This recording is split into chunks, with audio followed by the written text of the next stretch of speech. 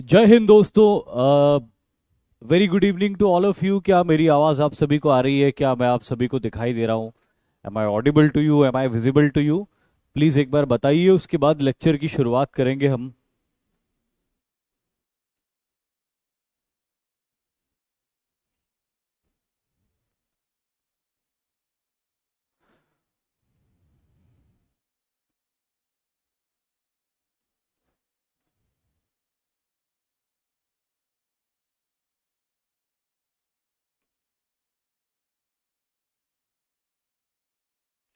चलिए, तो जैसे कि आपने रिस्पॉन्ड किया है कि आवाज़ भी आ रही है, दिखाई भी दे रहा हूँ, तो आज के लेक्चर की शुरुआत करते हैं।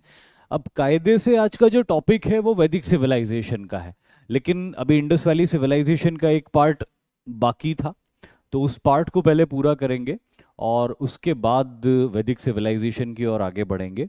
अच्छा, मैं ये पूछना चाह रहा था आपसे कि इंडस वैली सिविलाइजेशन जब हम पढ़ रहे थे, तो क्या हमने इंडस वैली सिविलाइजेशन के डिक्लाइन वाले एस्पेक्ट को पढ़ लिया था क्या?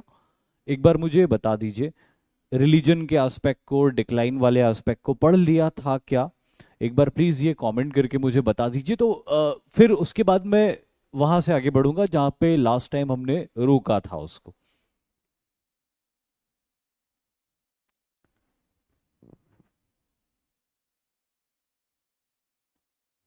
अच्छा, एक बार ये बता दीजिए कि लास्ट क्या पढ़ा था, सबसे एंड में क्या पढ़ा था?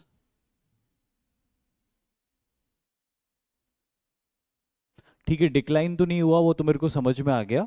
रिलीजन वाला एस्पेक्ट हुआ था या नहीं हुआ था? रिलीजन पढ़ना है कि नहीं पढ़ना है, ये बता दीजिए। अच्छा ठीक है, लैंग्वेज और स्क्रिप्ट के बारे में हमने बात करी थी, रिलीजन के बारे में बात नहीं हुई थी। ओके, तो चलिए वहीं से शुरू करते हैं।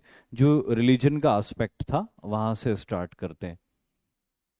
तो हमने बहुत सारी चीज़ें उसकी डिस्कस कर ली थी, अब आगे बढ़ते हैं और रिलीजन के एस्पेक्ट पे जाएंगे सीधे डायरेक्टली। जी हाँ, यहाँ पे हैं हम लोग। और अब जो इंडस वैली सिविलाइजेशन का रिलीजन है, सबसे पहली चीज़ तो ये कि रिलीजन है कि नहीं है वहाँ पे। क्या हमको एविडेंसेस में कुछ रिलीजन वगैरह मिला कि नहीं मिला वहाँ पे? तो इंडस वैली सिविलाइजेशन के एविडेंसेस में हमको रिलीजन मिला है, सबसे पहली चीज़ तो ये। इंडस वैली सिविलाइजेशन के अंदर हमको कुछ ऐसे एविडेंसेस मिले हैं जिसके बेसिस पे हम ये कह सकते हैं कि उनका एक वेल डेवलप्ड रिलीजन हुआ करता था। सबसे पहली चीज तो ये। अब क्या क्या वो एविडेंसेस मिले हैं, एक बार उसकी बात कर लेते हैं। तो जो सबसे पहला एविडेंस हमको इंडस वैली सिविलाइजेशन में मिलता है, जो कि हड़प्पा से मिलता है, मोहनजोदाड़ो से मिलता है, वो है मदर गॉडेस, जो यहाँ पे आपको दिखाई दे रही है ऊपर। मदर गॉडेस, या फिर जिनको मातृ देवी कहा जाता है, ऐसी बहुत सारी इमेजेस मिली थी इंडस वैली सिविलाइजेशन में, जहां पर एक फीमेल की इमेज थी। अब वो फीमेल की इमेज कोई ऑर्डिनरी लेडी भी हो सकती थी, लेकिन उनको एक ऑर्डिनरी लेडी नहीं माना गया, बल्कि उनको ये माना गया कि वो कोई देवी रही होंगी। क्योंकि ऐसा माना जाता है कि उनको माइन्यूटली ऑब्जर्व करने पे उनके गर्भ से एक पौधे जैसा निकलता हुआ दिखाई दे रहा है, तो उनको फर्टिलिटी की देवी भी माना गया है। डीटी ऑफ फर्टिलिटी भी उनको माना गया है। और क्योंकि डीटी ऑफ फर्टिलिटी उनको माना गया है, तो अब क्या नाम दिया जाए? तो फर्टिलिटी मतलब जन्म देना। अब जन्म देना, ग्रो करना, तो उनको नाम दिया mother goddess. Indus valley civilisation के ज्यादातर लोग किसान थे, और किसान के लिए उपज, फसल, ये सारी चीजें बहुत इंपॉर्टेंट होती है। इसीलिए इंडस वैली सिविलाइजेशन के अंदर शायद ये मानते हैं स्कॉलर्स, हिस्टोरियंस, एक्सकेवेटर्स, ये मानते हैं कि इंडस वैली सिविलाइजेशन के जो कृषक थे, जो किसान थे, वो धरती को पूजते होंगे माँ की तरह। और उन्होंने कोई इमेज बना रखी होगी, जो धरती माँ है उसकी कोई इमेज बना रखी होगी, और उसी इमेज के हमको यहाँ पे इस रूप में एविडेंसेस दिखाई देते हैं, जिसको हम मदर गॉडेस कहते हैं। हम मदर गॉडेस कहते हैं, वो लोग क्या कहते थे हमें नहीं पता, लेकिन हमारे स्कॉलर्स ने ये कंक्लूड किया कि शायद इसको मदर गॉडेस ही कहा करते होंगे। तो एक तो ये देवी थी। उसके बाद दूसरे हमारे पास में यहाँ पे आते हैं पशुपति।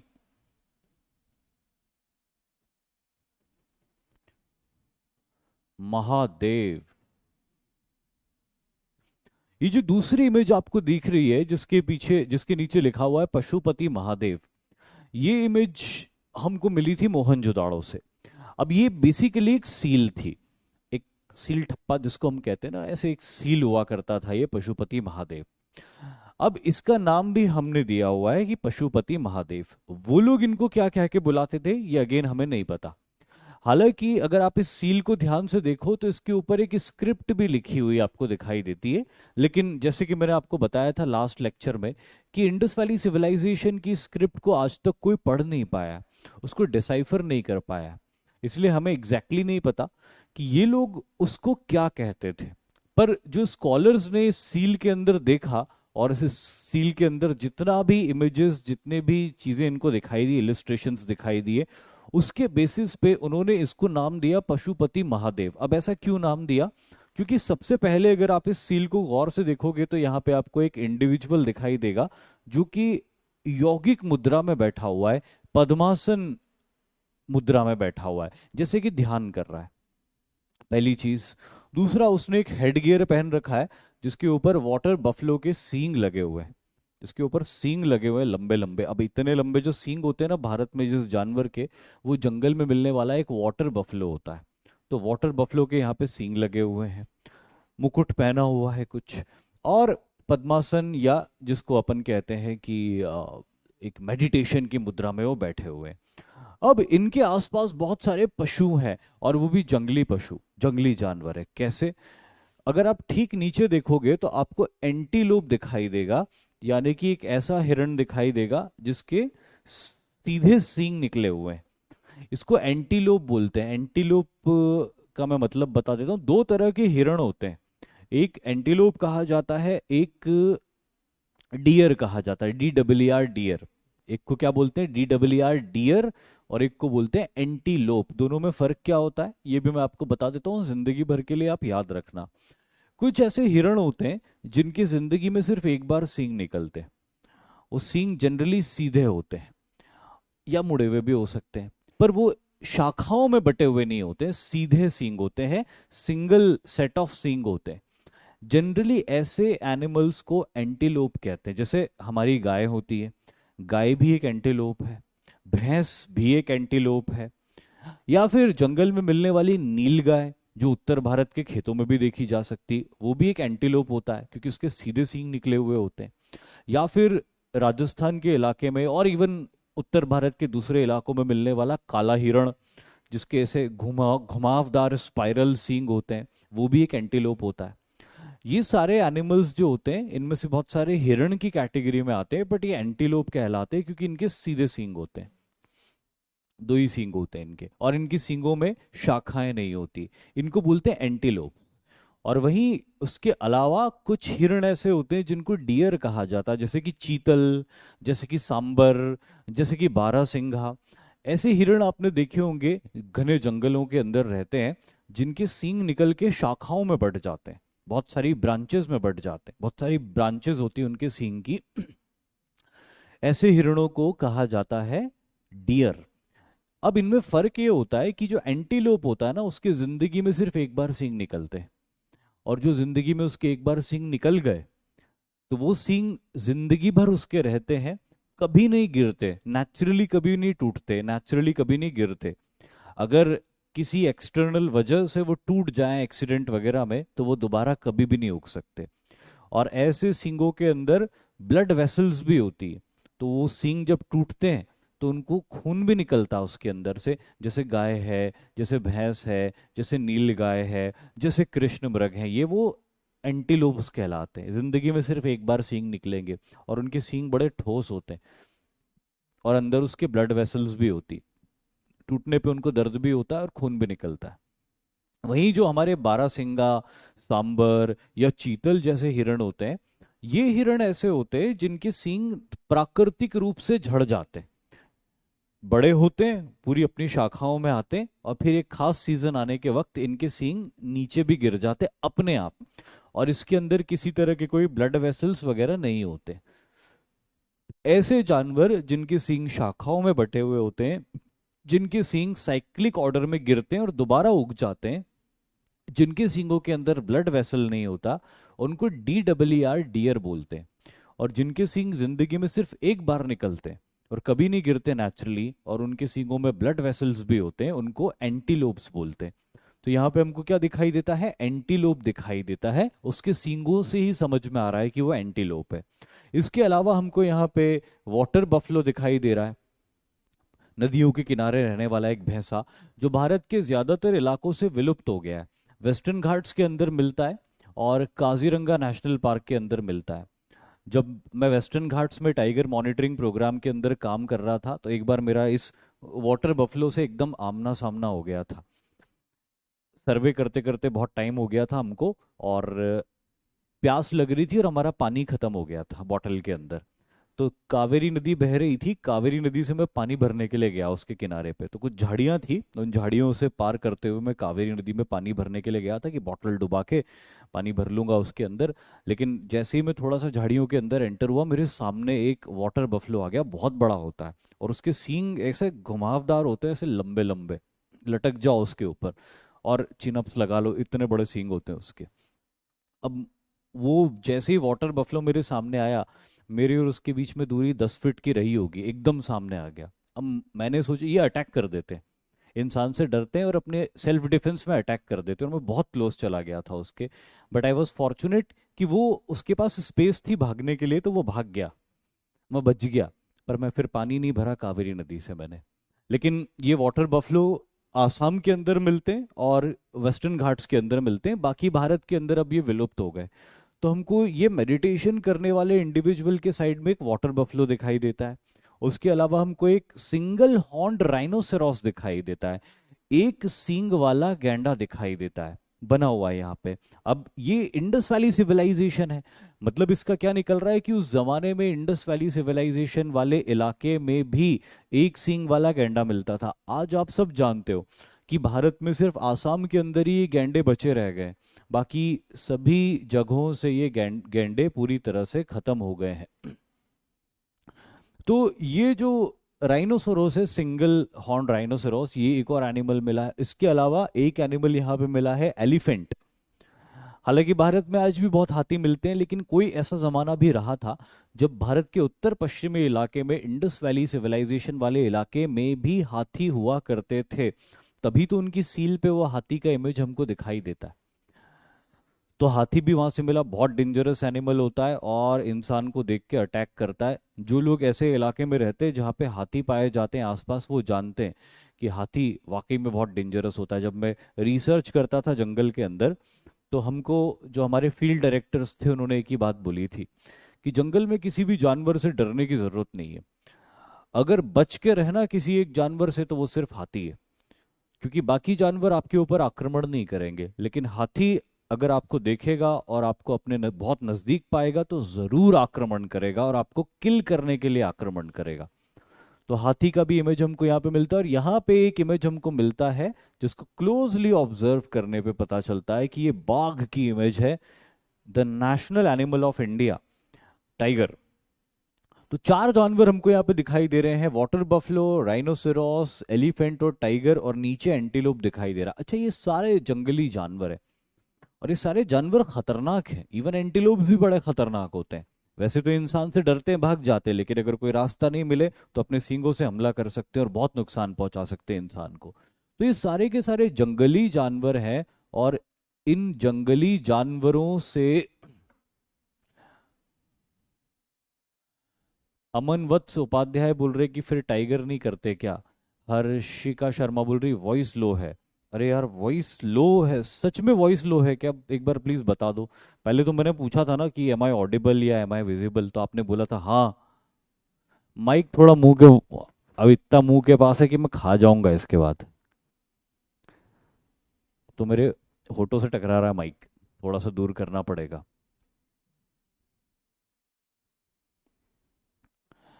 वॉइस ठीक है ना? कोई प्रॉब्लम तो नहीं आ रही आपको?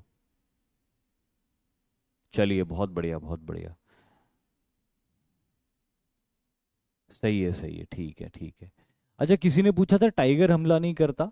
मतलब मैं ऐसा नहीं चाहता कि मैं जानवरों के बारे में बता रहा हूँ यहाँ पे, क्योंकि क्या होता है ना कि वो जानवरों से मेरा बड़ा पुराना संबंध रहा है। मैंने पहले अपनी टीचिंग से पहले की लाइफ इसी काम में डिवोट करी है। तो कहीं पे भी मुझे जानवर दिख जाते तो मैं अपने स्टूडेंट्स को उनके बारे में बताने से अपने आप को रोक नहीं पाता हूँ। तो मैं नहीं चाहता कि मेरे द्वारा कुछ ऐसी मैसेज आपको मिल जाए जानवरों के बारे में जो मिसगाइडिंग हो। इसीलिए मैं ये क्लियर कर देता हूँ कि जैसे आपने पूछा था, किसी ने पूछा था कि टाइगर हमला नहीं करते क्या, तो मैं ये बताना चाहता हूँ आपको कि बाघ जो होता है, अगर आप दिन के वक्त जंगल में जा रहे हो तो इस बात की प्रोबेबिलिटी बहुत कम है कि वो आपके ऊपर हमला करेगा। लेकिन जैसे ही अंधेरा हो जाता है, डार्कनेस हो जाती, जब टाइगर लेपर्ड जैसे जानवर शिकार के लिए निकलते हैं, तो फिर इस बात की प्रोबेबिलिटी बहुत ज्यादा है कि वो आपके ऊपर हमला करेगा। अब क्योंकि हम लोग सर्वे के लिए दिन में ही जाते थे, तो हमारे फील्ड डायरेक्टर हमको बोल के रखे थे कि भाई तुम्हें कोई प्रॉब्लम नहीं होगी, क्योंकि टाइगर लेपर्ड्स ये इनएक्टिव होते हैं दिन में, और अगर एक्टिव होते भी हैं तो हमला नहीं करते, क्योंकि आप भी इनको देख सकते हो। लेकिन रात को जब ये पेट्रोलिंग पे निकलते हैं या शिकार पे निकलते हैं तो ये बड़े डेंजरस होते हैं। इसीलिए हमको ये क्लियर इंस्ट्रक्शंस थे कि जैसे ही अंधेरा होता है तो आपको अपने कैंप में चले जाना है, और कुछ भी हो जाए अंधेरे के अंदर आपको 200 मीटर भी पैदल नहीं चलना है जंगल में। किलोमीटर्स की बात और सर्वे करने की बात तो दूर की है, 200 मीटर भी पैदल नहीं चलना है, क्योंकि बाघ और तेंदुए या दूसरे खतरनाक शिकारी जानवर तो फिर मारने में एक्सपर्ट होते हैं, ज्यादा देर नहीं लगाते कोई सा भी जीवो मारने में। इंसान तो इनके लिए चुटकियों में मसल देने वाला जीव होता है, न भाग सकता है, न लड़ सकता है, न नाखून होते हैं, न दांत होते हैं, न सींग होते हैं, कुछ भी नहीं होता है इंसान के पास में। अगर इंसान इनके पकड़ में आ जाए तो इंसान को बहुत जल्दी मार डालते हैं। टाइगर का तो एक पंजा अगर वो स्वाइप कर दे आपके मुंह पे, बेहोश, खत्म। तो ऐसा मत समझना कि बाघ हमला नहीं करते। दिन के वक्त आप जंगल में जाते हो, और क्योंकि हम लोग टीम में जाते थे, कम से कम हम 2 इंडिविजुअल्स जाते ही थे जब भी सर्वे के लिए जाते थे। तो जैसे मैं रिसर्च असिस्टेंट था तो मेरे साथ एक फील्ड असिस्टेंट हमेशा होता था, जो उस जंगल का, उस इलाके का एक्सपर्ट होता था। तो उसी के साथ जाके मैं डेटा कलेक्शन करता था। तो इसीलिए आप कभी ये मत सोच लेना कि सर ने बोला कि टाइगर वाइगर तो हमला नहीं करते तो बेधड़क कहीं आसपास जंगल हो तो चले जाओ। नहीं, अकेले कभी भी मत जाना, पहली चीज तो ये। दूसरा, अगर जाना भी घूमने तो कम से कम 2 लोग जाना, कम से कम 2 लोग जाना। फिर इस बात की प्रोबेबिलिटी बहुत कम होगी कि वो आपके ऊपर हमला करेगा। मीनवाइल जब मैं आपको जानवरों की बात बता रहा था तो कमरे में इतना बड़ा चूहा आ गया, इतना बड़ा चूहा। अब अगर मेरे आसपास आएगा तो मैं पकड़ के दिखाऊंगा आपको कि कितना बड़ा चूहा आया, पर अभी वो कहीं छुप गया है, दिख नहीं रहा है मुझे। चलो दिखेगा तो फिर बताऊंगा आपको। तो ये तो रही बात एनिमल्स की। और इन खतरनाक एनिमल्स के बीच में कोई इंडिविजुअल मेडिटेशन कैसे कर सकता है? ये देखिए, ये आ गया चूहा। अब मेरा ध्यान इस चूहे ने भटका दिया आज। भाई आपको यकीन नहीं होगा कि अभी 1 सेकंड पहले मैंने आपको बोला था कि चूहा आ गया नीचे, और अगले सेकंड वो चूहा ऊपर किसी कबर्ड वगैरह के ऊपर चढ़ के वहां पे बैठा हुआ है। अमेजिंग। मतलब देखो जानवर कितने केपेबल होते कि अभी 1 सेकंड पहले नीचे था और अभी इधर उधर से जंप करके ऊपर चढ़ गया हो। अच्छा, हो सकता है यहाँ पे भी पहुंच जाए, तब आपको दिखाई देगा। तो यहाँ पे पहुंच जाए तो मुझे बता दीजिएगा कि पीछे चूहा है। देखो जानवरों की बात आ रही है तो चूहा भी आ गया क्लास लेने के लिए। सही बात है।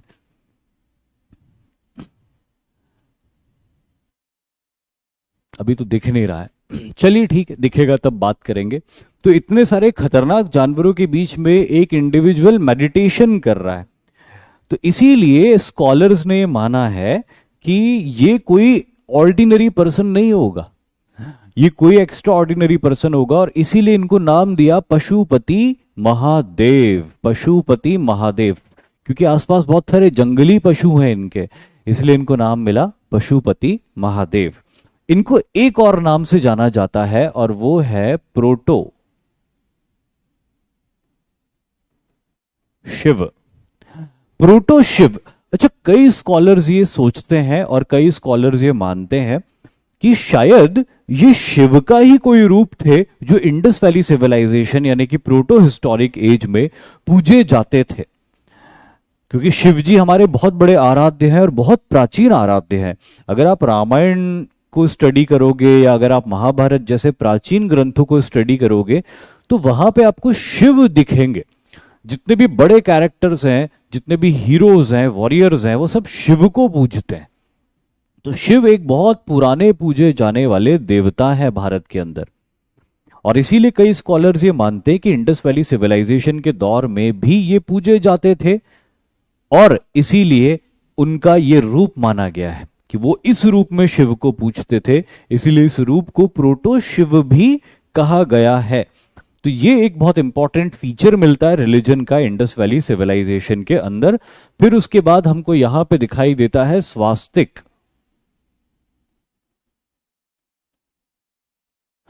स्वास्तिक का चिन्ह जो कि भारतीय संस्कृति में एक ऑस्पिशियस सिंबल के तौर पे देखा जाता है, एक बहुत ही पवित्र चिन्ह के तौर पे देखा जाता है। स्वास्तिक का सिंबल जो सूर्य का प्रतीक माना जाता है। अपने घरों के बाहर आप बनाते होंगे, लेकिन आपने कभी भी इन्वेस्टिगेट नहीं किया होगा या किसी विद्वान पंडित जी से पूछा नहीं होगा कि आखिर स्वास्तिक हम क्यों बनाते हैं। वेदों के अकॉर्डिंगली ये माना गया है कि स्वास्तिक सूर्य देवता का चिन्ह है। सूर्य देवता जिस तरह आसमान में निकल के अपने प्रकाश को चारों ओर फैला देते हैं, तो स्वास्तिक का चिन्ह चारों दिशाओं में फैली हुई सूर्य की किरणों का ही चिन्ह होता है। और सूर्य को भारत की संस्कृति में बहुत क्या माना गया है, पवित्र माना गया है, रिवियर्ड माना गया है, क्योंकि भारत एक ऐसी जगह है जो घने जंगलों से भरा हुआ इलाका था। इसीलिए रात का वक्त भारत के अंदर बड़ा खतरनाक होता था। आप अगर इंडस वैली सिविलाइजेशन या वैदिक सिविलाइजेशन वाले दौर के को इमेजिन करो, तो आप ये सोच सकते हो कि कितने घने जंगल रहे होंगे उस वक्त, और कितने एक से एक घने खतरनाक जंगली जानवर, घने खतरनाक नहीं सॉरी कितने खतरनाक जंगली जानवर रहे होंगे वहां पे। इसीलिए रात का वक्त जो होता था इंसानों के लिए टफ होता था भारत के अंदर। लेकिन जैसे सूर्य निकलता था और अपनी किरणें चारों ओर फैला देता था, तो आपको दूर तक दिखाई देता था। अगर कोई जानवर है, खतरा है, तो आपको दूर से समझ में आ जाता था, आप प्रिकॉशन ले सकते थे। या सूर्य निकलने के बाद जानवर, खतरनाक जानवर छुप जाते हैं। तो इसीलिए सूर्य जो है सुरक्षा देता था लोगों को। सूर्य रोशनी भी देता है, सूर्य सुरक्षा भी देता है। अब आज हम जानते हैं इस बात को कि फोटोसिंथेसिस वगैरह वाला प्रोसेस अलग चलता है, उसके लिए सूर्य का अलग इंपॉर्टेंस है। लेकिन उस जमाने के लोग फोटोसिंथेसिस को नहीं समझते थे, तो सिर्फ ये बात जानते थे कि जीवन के लिए सूर्य बहुत महत्वपूर्ण है। और मैं हमेशा अपने स्टूडेंट से कहता हूं कि अगर मैं आपको कभी जंगल ले चलूं अपने साथ कैंपिंग करने के लिए, और रात को अलाव जला के आप और मैं कैंपिंग में हूं, या भले आप 2-3 लोग हो और मैं कैंपिंग में हूं, मैं यकीन के साथ कह रहा हूं कि सुबह तक आप सूर्य को देवता मान लोगे। जब रात को आप आग जलाओगे और हम लोग कैंप के लिए बैठेंगे, और रात भर आपको अपने आसपास से तरह तरह की आवाजें आती रहेगी, कहीं दूर से गुर्राने की, दहाड़ने की, किसी के चलने की, पत्तों के टूटने की, तरह तरह की जो आवाजें आपको आएगी, उन आवाजों से आप इतने परेशान और भयभीत हो जाओगे कि बस आप मन ही मन ये बोलोगे कि अब तो सूर्य निकल जाए, सुबह हो जाए। तो इसीलिए पुराने लोग सूर्य को देवता मानते थे, क्योंकि रात जो उनको भयभीत करती थी, उस भय से सूर्य देवता मुक्ति दिलवाते थे। इसीलिए सूर्य को देवता माना गया है, और उन्हीं का एक चिन्ह है जो कि यहाँ पे स्वास्तिक का चिन्ह है। आदित्य चौधरी बोल रहे कब ले जाएंगे, उसके लिए आप इंदौर आइए, यहाँ पे जंगल भी बहुत सारे हैं, तो वहां पे फिर मैं ले जाऊंगा।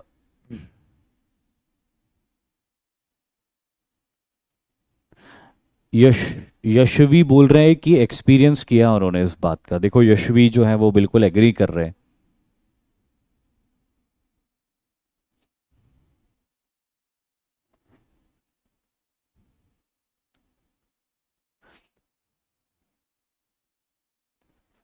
सर हिस्ट्री ऑनर्स वाले स्टूडेंट्स को पढ़ते वक्त सर्वे करने का मौका मिलता है क्या? नहीं, सर्वे नहीं, स्टडी आप करते हो बहुत सारी। सर्वे का अगर आपका कोई ऐसा आर्कियोलॉजी वालों को सर्वे करने का बहुत मौका मिलता है। आर्कियोलॉजी वालों को फील्ड में काम होता है। लेकिन अगर आपका फील्ड का काम नहीं, आपके टॉपिक किताबों के अंदर ही सारे स्टडी हो रहे, तो फिर सर्वे करने की जरूरत नहीं होती।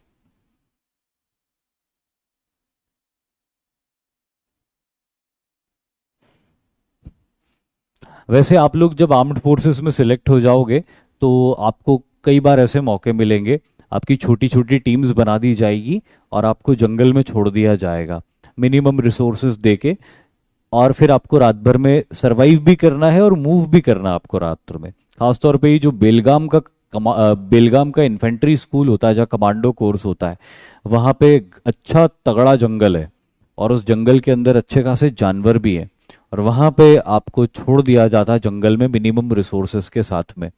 वो एक अलग एक्सपीरियंस होगा जब आप वहाँ पे जाओगे।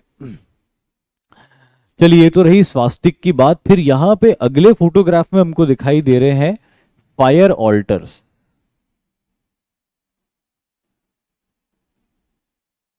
फायर ऑल्टर्स यानी कि यज्ञ की वेदियां।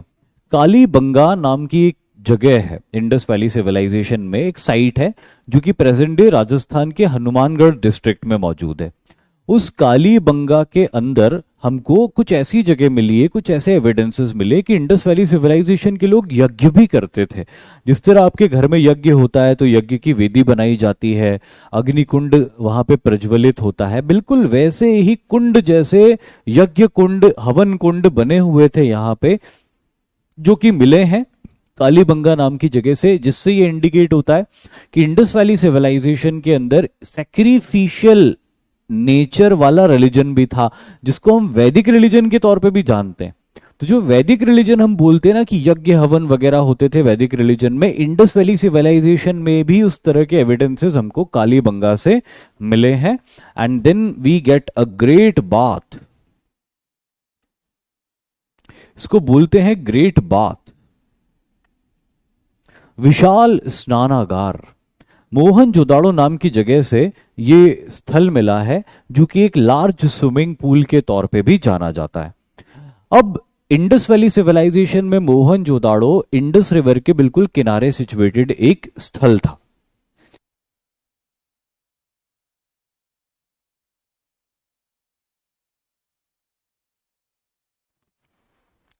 और अगर वहां के लोगों को सिर्फ स्विमिंग ही करनी होती तो वो इंडस रिवर के किनारे भी जा सकते थे, जहां पे नेचुरली घाट बने हुए थे।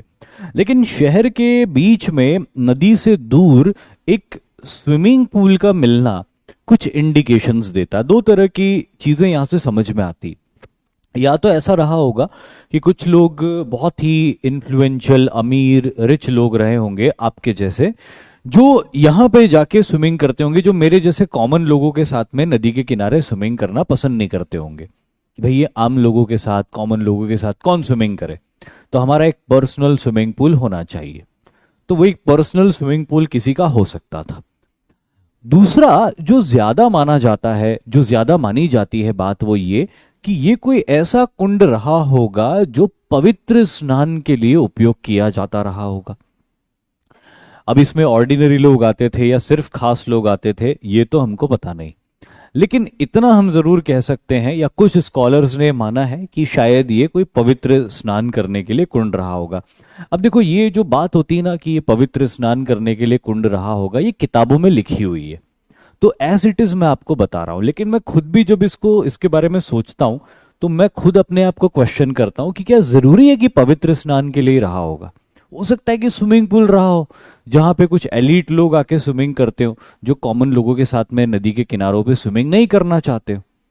या फिर हो सकता है कि नदी के अंदर मगरमच्छ बहुत सारे रहते हो, तो नदी के किनारे स्विमिंग करने की मनाही हो, तो फिर ऐसी जगह बनाई गई जहां पे कि लोग आके स्विमिंग कर सकते थे। लेकिन ये इतना बड़ा स्विमिंग पूल भी नहीं था कि पूरा शहर आके यहां स्विमिंग कर ले, इतना भी नहीं बड़ा था।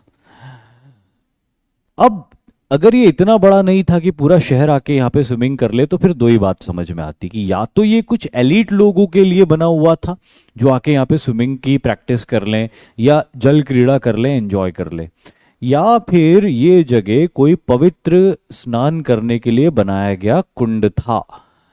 और किताबों के अंदर यही लिखा है कि ये सेक्रेड बाथ के लिए यूज किया जाता था।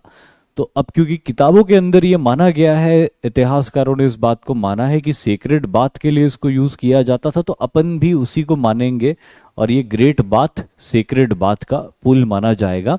And last but not the least, people tree. आज भी हमारे देश के अंदर पीपल के वृक्ष को बहुत महत्वपूर्ण माना जाता है, बहुत ही पवित्र माना जाता है। ये एक सील मिली है हमको यहाँ पे। क्या मिली है? एक सील मिली है। वो सील जो मिली है उसके ऊपर जो बना हुआ जो इमेज है, उस इमेज को अगर आप गौर से देखोगे तो दो तरफ तो यहाँ पे आपको मोर की अपर बॉडी दिखाई दे रही है और उसके ऊपर एक वृक्ष निकला हुआ है, और उस वृक्ष की पत्तियों को अगर आप गौर से देखोगे तो एक सेकंड में आपको समझ में आ जाएगा कि ये कौन से पेड़ की पत्तियां हैं। ये है पीपल के पेड़ की पत्तियां। आज भी हमारे देश के अंदर, हमारी हिंदू संस्कृति के अंदर पीपल के वृक्ष को इंपॉर्टेंट माना जाता है, काटा नहीं जाता है, और जनरली मंदिरों के आसपास पीपल के वृक्ष दिखाई देते हैं। इंडस वैली सिविलाइजेशन में पीपल के वृक्ष की पूजा होती होगी ऐसा माना जाता है। हमको कोई ऐसा एविडेंस नहीं मिला है कि इसकी पूजा हो रही है, लेकिन क्योंकि सील के ऊपर पीपल का वृक्ष बना है तो ये माना है कि शायद ये लोग पीपल के वृक्ष को पूजते भी रहे होंगे। उनको उसके पीछे की साइंटिफिक इंफॉर्मेशन होगी या नहीं होगी ये हमें नहीं पता, लेकिन उनको इतना पता था कि ये पेड़ पवित्र है और इसीलिए उस पेड़ को वो पूजते थे। आज भी हमारे देश में पेड़ को पूजा जाता है, पीपल के वृक्ष को।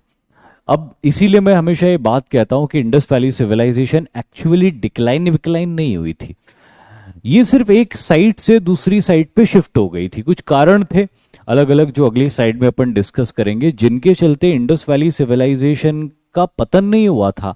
इंडस वैली सिविलाइजेशन की कुछ साइट्स का पतन हो गया था, कुछ वजहों से लोगों को इलाका छोड़ना पड़ा था, लेकिन वो अपनी सभ्यता को नहीं छोड़ रहे। अगर उन्होंने अपनी सभ्यता को छोड़ दिया होता तो 5000 साल पहले आपके पूर्वज पीपल के वृक्ष को पूज रहे हैं और आज आप भी पीपल के वृक्ष को पूज रहे हो। 5000 साल पहले आपके पूर्वज स्वास्तिक के चिन्ह को पूज रहे थे, उसको पवित्र मान रहे थे या उसका उपयोग कर रहे थे। आज 5000 साल बाद आप भी स्वास्तिक के चिन्ह का उपयोग कर रहे हो। आपके पूर्वज 5000 साल पहले यज्ञ हवन कर रहे थे, आज भी आप यज्ञ हवन कर रहे हो। आपके पूर्वज 5000 साल पहले महादेव को पूज रहे थे, आज 5000 साल बाद भी आप किसी और रूप में ही सही, लेकिन उनको लगभग इसी तरह पूज रहे हो। आज से 5000 साल पहले आपके पूर्वज शक्ति की पूजा कर रहे थे, देवी की पूजा कर रहे थे, आप आज 5000 साल बाद भी ये चीज कर रहे हो। तो इससे क्या पता चलता है? इससे यही बात साबित होती है कि सभ्यता का नाश नहीं हुआ, सभ्यता रही और वो सभ्यता जनरेशन टू जनरेशन पास होती रही। नाश हुआ तो कुछ जगहों का नाश हुआ जहां पे लोग रहते थे, तो लोगों को उस जगहों से माइग्रेट करके दूसरी जगह पे जाना पड़ा। लेकिन वेस्टर्न स्कॉलर्स क्या बोलते हैं? सिविलाइजेशन का ही नाश हो गया। अरे सिविलाइजेशन का नाश होता तो आज ये सारे एलिमेंट्स हमको हमारे रिलीजन में थोड़ी दिखाई देते। और यही भारत की खास बात है कि आपके पूर्वज 5000 साल पहले भी जिन चीजों को पूज रहे थे, आज आप भी उन्हीं चीजों को पूज रहे हो। दुनिया में कहीं पर भी आप चले जाओ, पूरी दुनिया में कहीं पे भी चले जाओ, आपको ये नहीं मिलेगा। आप भारत के पड़ोस में पाकिस्तान चले जाओ, आप ईरान चले जाओ, आप मिडिल ईस्ट चले जाओ, आप यूरोप चले जाओ, अमेरिका चले जाओ, वहां पे 5000 साल पहले जो संस्कृति थी, जो वैल्यूज थी, वो खत्म हो गई है, वो सिविलाइजेशंस खत्म हो गई है। अब अलग सिस्टम्स डेवलप हो गए वहां के अंदर। सिर्फ भारत ही एक ऐसी जगह है पूरी दुनिया के अंदर जो 5000 साल पहले भी जिन वैल्यूज के ऊपर काम कर रही थी, जिन वैल्यूज को मान रही थी, आज 5000 साल बाद भी उन्हीं वैल्यूज को माना जा रहा है हमारे देश के अंदर। यही भारत को खास बनाता है पूरी दुनिया के अंदर। मुझे तो ऐसा लगता है कि पूरी दुनिया को मिलके भारत का कंजर्वेशन करना चाहिए, भारत के इस कल्चर का कंजर्वेशन करना चाहिए कि सिर्फ भारत ही है जो उनको अति प्राचीन दौर का एक झलक दिखा सकता है। बाकी तो सब दूर से वो अति प्राचीन कल्चर सिविलाइजेशन खत्म हो गई ना, सिर्फ भारत के अंदर ही बाकी है। और ये रिलीजन से हमको पता चलता है, जो रिलीजियस सिंबल्स हमको इंडस वैली सिविलाइजेशन में मिले वो हूबहू आज भी हमारे यहाँ फॉलो हो रहे। तो सिविलाइजेशन का डिक्लाइन नहीं हुआ था, स्थलों का डिक्लाइन हो गया था, साइट्स का डिक्लाइन हो गया था। पर क्यों? आखिर साइट्स का भी अगर डिक्लाइन हुआ तो क्यों हुआ, क्या वजह थी उसके पीछे, उसको भी देख लेते हैं। तो कॉजेज ऑफ डिक्लाइन देखते हैं अपन, एक एक कॉज में लिखूंगा और एक एक कॉज को लिख के आपको समझाऊंगा। सबसे पहला कॉज है आर्यन इन्वेजन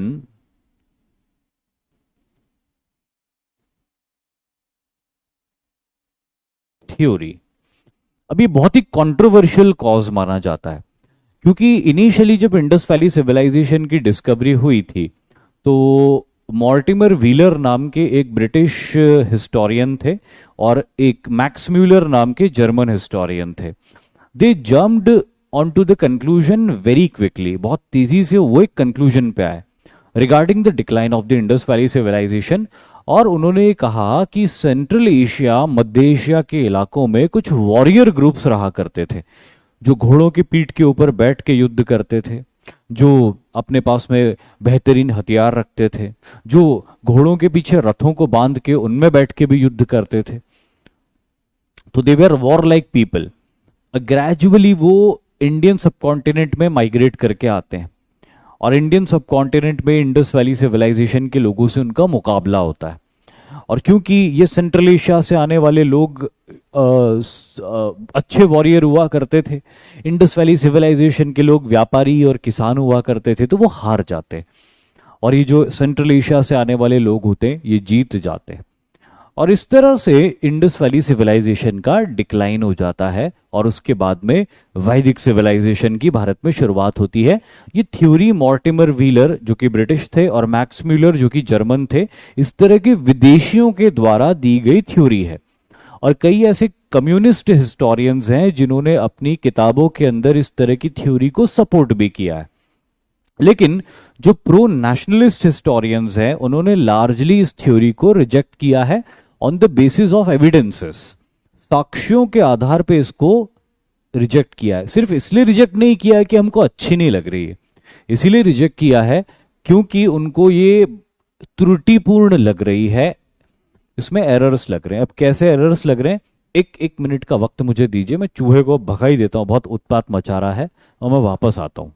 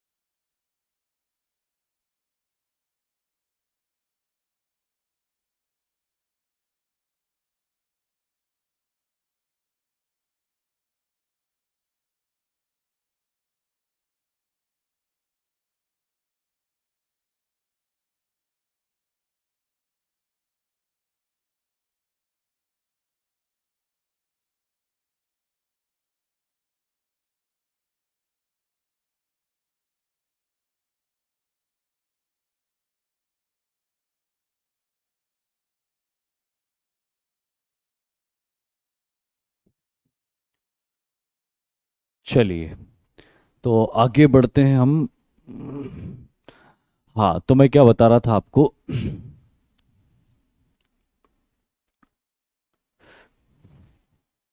हम्म,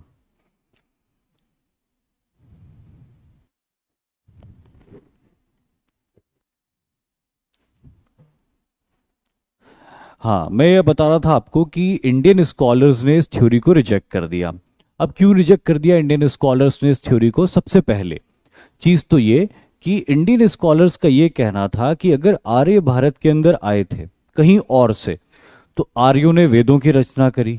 अब अगर आर्यों ने ऋग्वेद, यजुर्वेद, सामवेद, अथर्ववेद जैसे वेदों की रचना करी, ब्राह्मण ग्रंथ, अरण्य ग्रंथ, उपनिषद, वेदांग, न जाने कितने ग्रंथों की रचना वैदिक काल के अंदर होती है, तो अगर आर्य बाहर से आए थे तो कहीं न कहीं तो लिखते, किसी न किसी लिटरेचर में तो लिखते कि वो कहाँ से आए थे।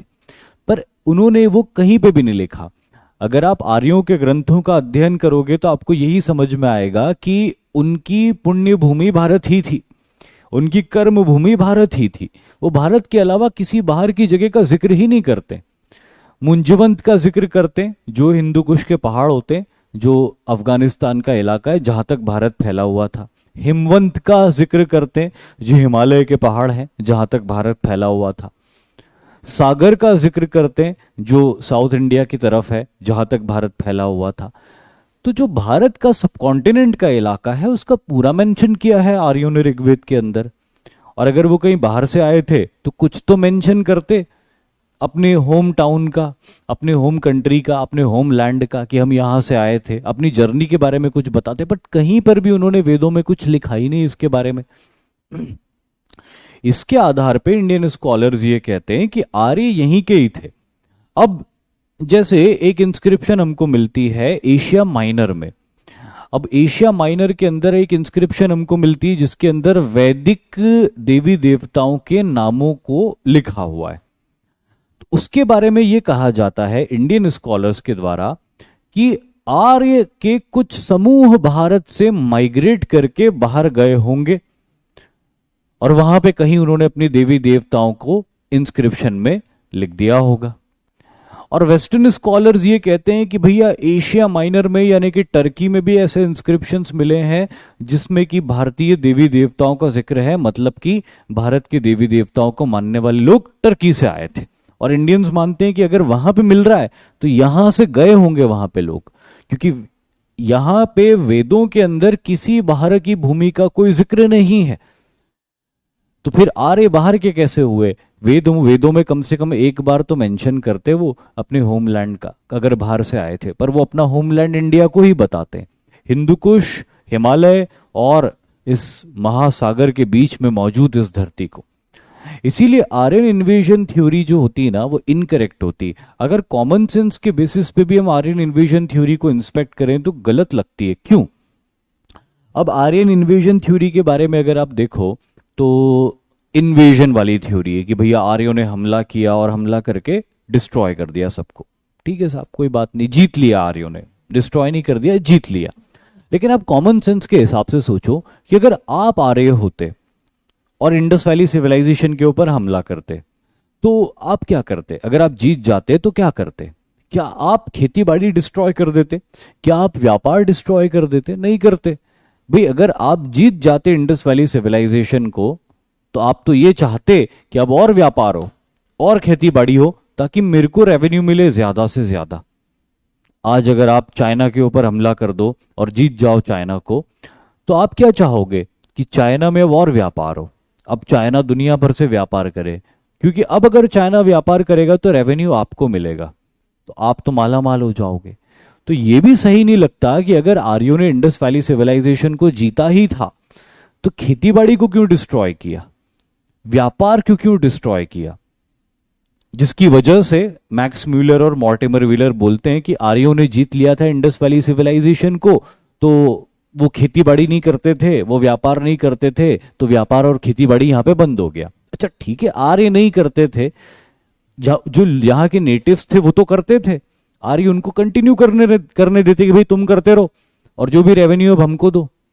तो कॉमन सेंस के बेसिस पे भी ये थ्योरी गलत लगती है, पर क्योंकि थ्योरी है, टेक्स्ट बुक्स में अभी भी लिखी हुई है थ्योरी, इसलिए मेरे को भी यहां पे लिखनी पड़ी इस थ्योरी को, आप याद रख लीजिएगा।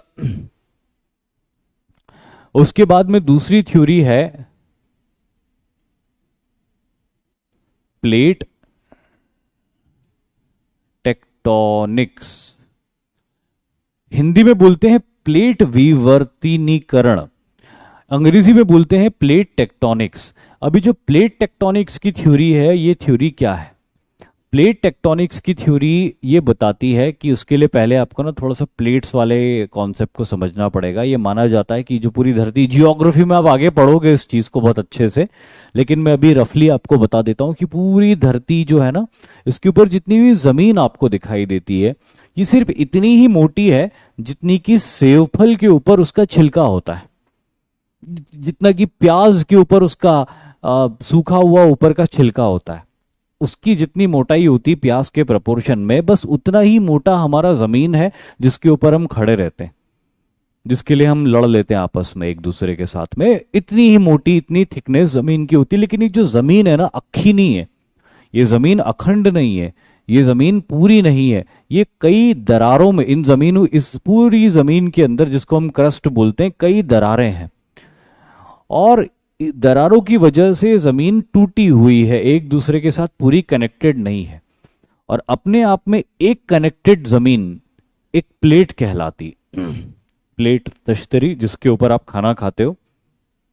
तो जहां से जमीन की दरारें आई हुई है चारों दिशाओं से या आठों दिशाओं से, उसके बीच की जमीन जो पूरी इंटैक्ट है, जहां कोई दरार नहीं है, वो अपने आप में पूरी एक प्लेट बन जाती। ऐसे पूरी धरती के अंदर बहुत सारी प्लेट्स होती है। पैसिफिक प्लेट है, इंडियन प्लेट है, यूरेशियन प्लेट है, ऑस्ट्रेलियन प्लेट है, और भी बहुत सारी प्लेट्स होगी। जियोग्राफी वाले राहुल परमार सर आपको और बताएंगे इसके बारे में। तो ये जो प्लेट्स होती है ना, कभी कभी एक दूसरे से दूर जाती है मूव करते हुए, क्योंकि इन प्लेट्स के नीचे मैंटल होता है जो सेमी सॉलिड होता है। अब सॉलिड प्लेट और उसके नीचे सेमी सॉलिड मैंटल, तो वो टिक नहीं पाता है। और अर्थ जब घूमती है तो अर्थ के घूमने से कोरियोलिस फोर्स जनरेट होता है, और उस कोरियोलिस फोर्स की वजह से इसकी जो लेयर्स होती है, इसकी जो प्लेट्स होती है, वो स्टेबल नहीं रहती। कभी कभी एक दूसरे से दूर जाती है और कभी कभी एक दूसरे के पास आती है।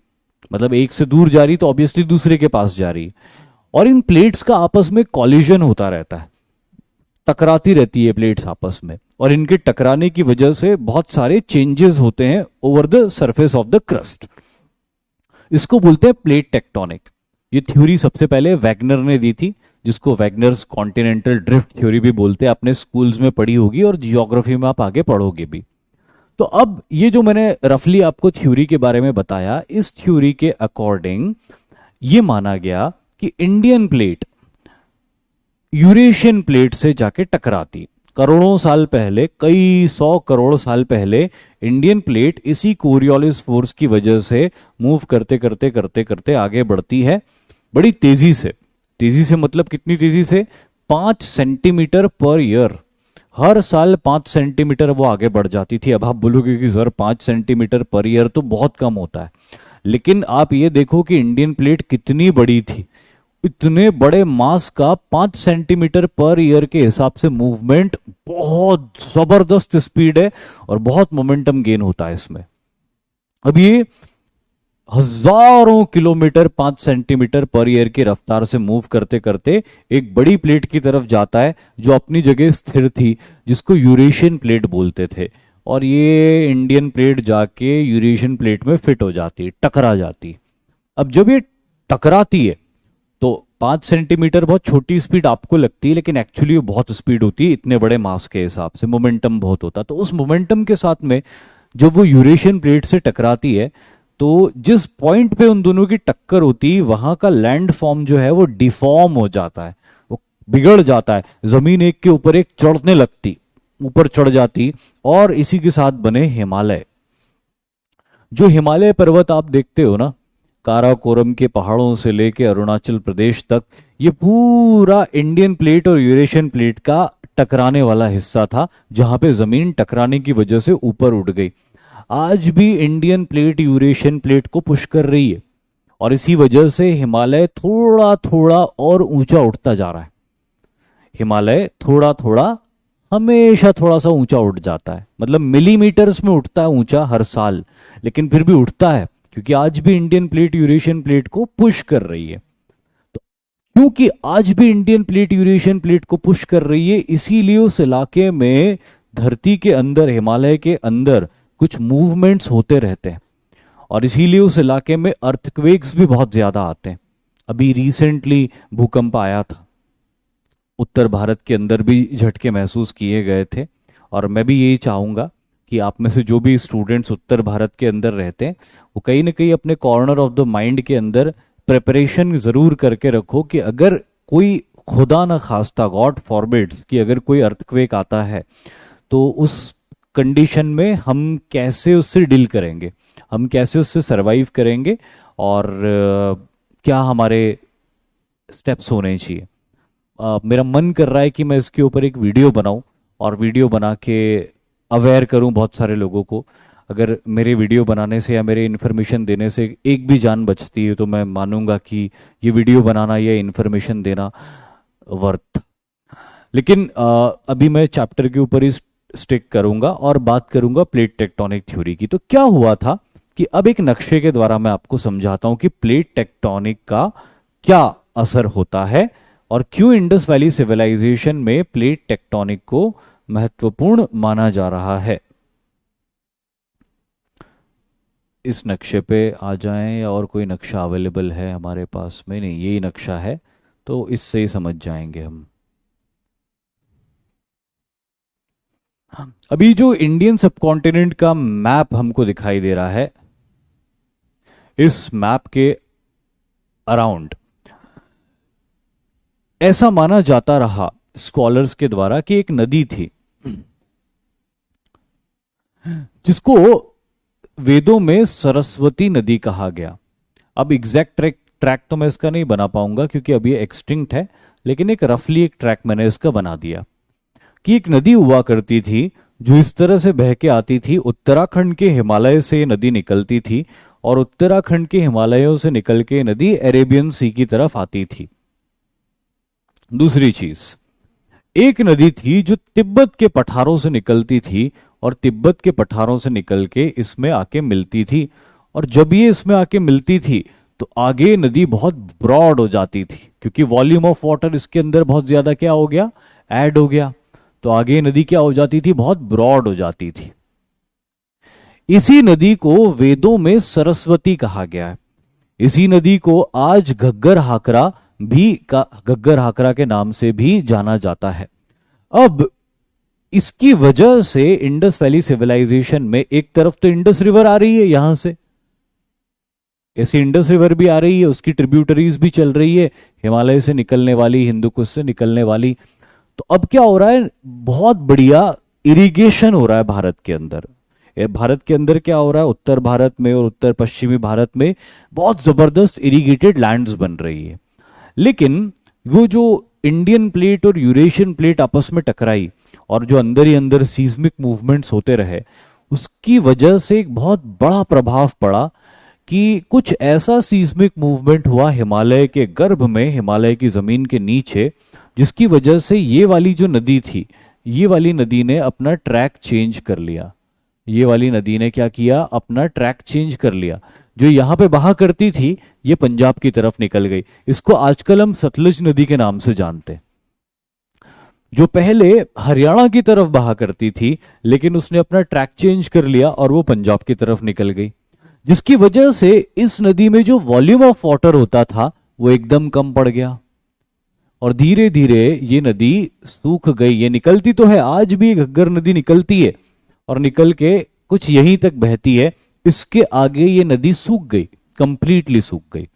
आप अगर हरियाणा में रहते हो तो आप ये बात जानते होंगे कि घग्गर नदी है वहां पे, लेकिन हरियाणा से आगे जैसे ही राजस्थान की तरफ वो मूव करती है तो वो नदी पूरी तरह सूख जाती, अचानक विलुप्त हो जाती। क्यों? क्योंकि जो नदी उसके अंदर आके मिलके उसके वॉल्यूम ऑफ वाटर को आगे बढ़ाती थी और उस नदी को आगे ले जाती थी, वो नदी ट्रैक चेंज कर लेती। अब इसका असर क्या होता है, उत्तर भारत का एक बहुत बड़ा इलाका जहां पर खेती बाड़ी हुआ करती थी वो हो जाता है एरिड, वो पड़ जाता है सूखा, क्योंकि बड़ी नदी वहां से गायब हो गई सीस्मिक मूवमेंट के कारण, प्लेट मूवमेंट्स के कारण, प्लेट टेक्टोनिक्स के कारण। और क्योंकि बड़ी नदी वहां से गायब हो गई, खेती बाड़ी भी वहां से डिस्ट्रॉय हो गई। अब खेती बाड़ी का पूरा बोझ किसके ऊपर आ गया, पंजाब और सिंध के इलाकों पे।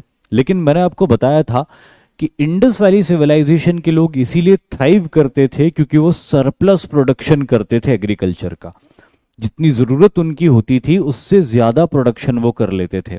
उस सरप्लस प्रोडक्शन का ही तो वो ट्रेड करते थे, उसी सरप्लस प्रोडक्शन को तो वो बेचते थे दूसरे सिविलाइजेशंस को। अब आप ये इमेजिन करो कि इंडस वैली सिविलाइजेशन का इतना बड़ा इलाका जहां से खेती बाड़ी खत्म हो गई, तो ऐसा नहीं कि खेती बाड़ी पूरी तरह खत्म हो गई, यहां पे खेती बाड़ी हो रही है, यहां पे भी खेती बाड़ी हो रही है, लेकिन अब वो सरप्लस प्रोडक्शन नहीं निकल पाएगा। अब उतना ही प्रोडक्शन निकल पाएगा जितना कि आप यूज कर सकते हो। तो विदेश व्यापार सबसे पहले आपका बंद हो गया।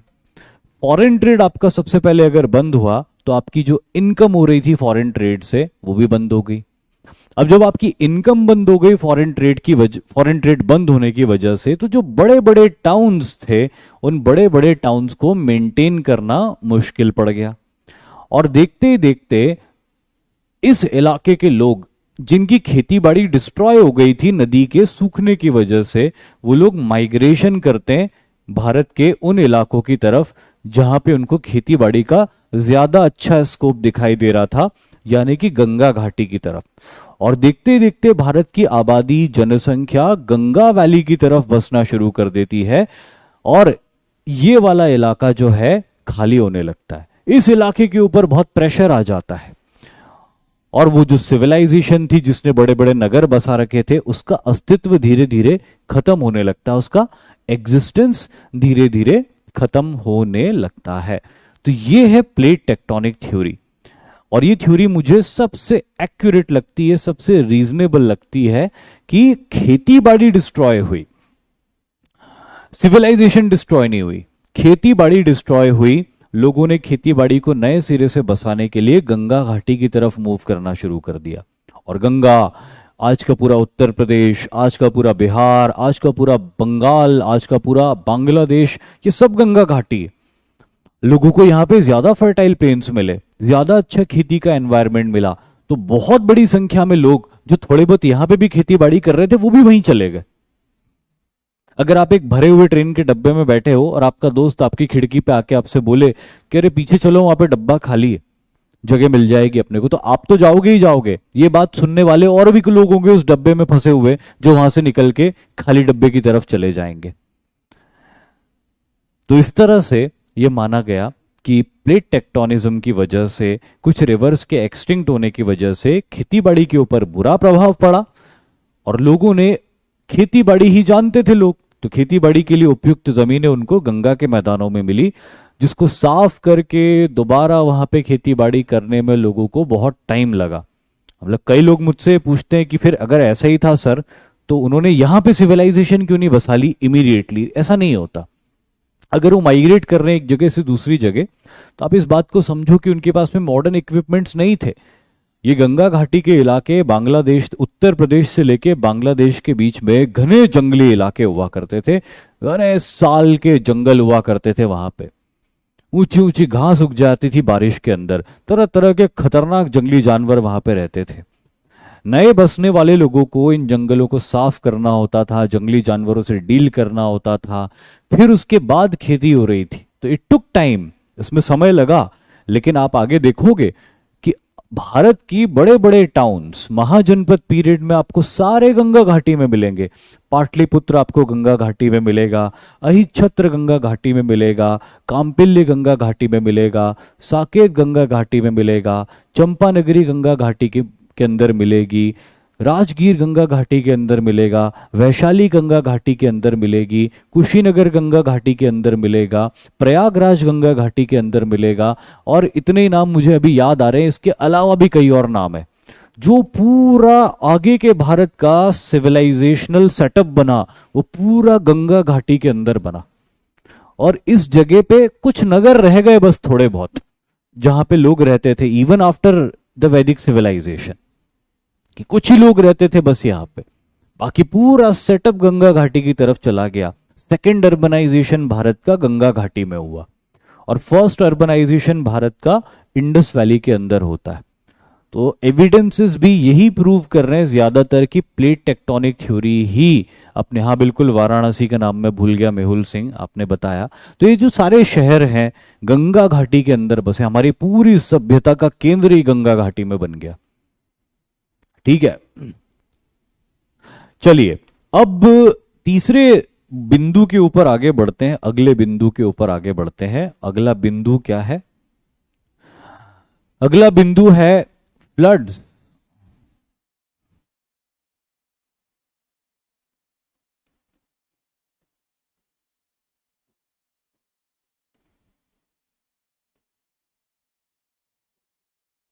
And droughts.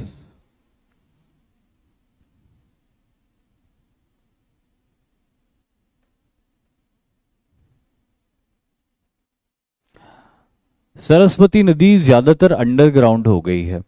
जो अभी भी सरस्वती नदी का जो बेड है वो मिलता है उसको रिसर्च करने पे। दीपांशु कौशिक कुछ पूछ रहे हैं आप, प्लीज पूछिए।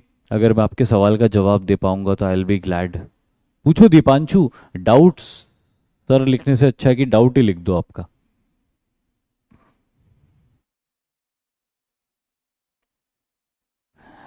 रिया पूछ रही कि why Aryans didn't talk about the place where they came from, क्योंकि हम यही मानते हैं ना कि वो यहीं के ही थे, वो कहीं बाहर से आए ही नहीं थे। तो आप बाहर से आओगे ही नहीं कहीं पे, तो फिर क्यों बताओगे कि मैं कहीं से आया।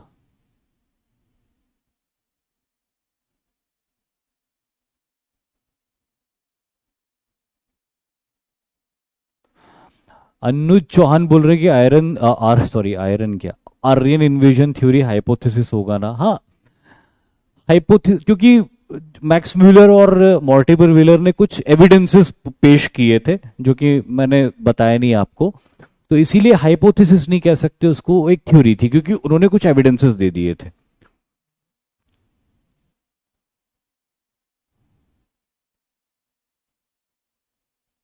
Sir why we have to buy our old scriptures from other countries, Simran Kaur पूछ रही। सिमरन इसीलिए क्योंकि हम लोगों ने हमारे ओल्ड स्क्रिप्चर्स को कभी भी वैल्यू नहीं किया।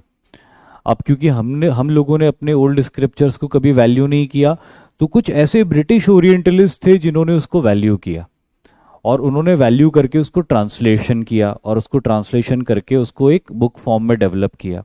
तो आज अगर मुझे अपने ओल्ड स्क्रिप्चर्स को पढ़ना है, तो मैं अगर अपनी पुरानी पांडुलिपियां मेरे पास में प्रिजर्व्ड होगी, तो मैं उसकी लैंग्वेज नहीं समझ पाऊंगा, लेकिन मैं इंग्लिश समझ लूंगा। तो मैं उनकी लिखे हुए इंटरप्रिटेशंस को पढ़ लेता हूँ, क्योंकि मार्केट्स में अवेलेबल है वो। उन्होंने उसको वैल्यू किया, हमने वैल्यू नहीं किया। हमारे में जो कुछ विद्वान होते थे, सिर्फ वो विद्वान ही थे। दीपांशु बोल रहे हिमालय बिना कैसे आए, हिमालय तो थे दीपांशु, तभी तो हुआ सब कुछ, हिमालय तो बन गए थे, उसके बाद की कहानी है।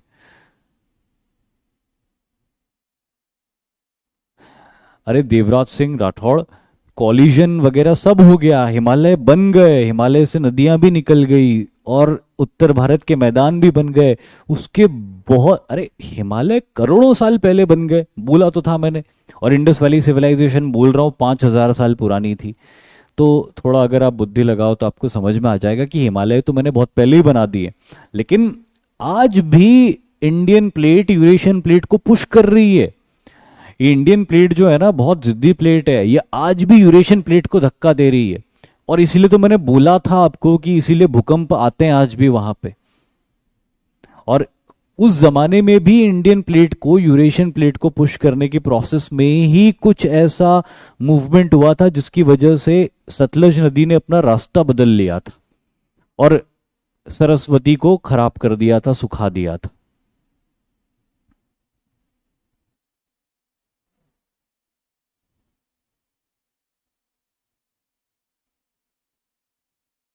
हाँ, ईशान भारती ने पूछा है कि फ्लड और ड्रॉट दोनों कैसे, क्योंकि दो अलग अलग थ्योरी है।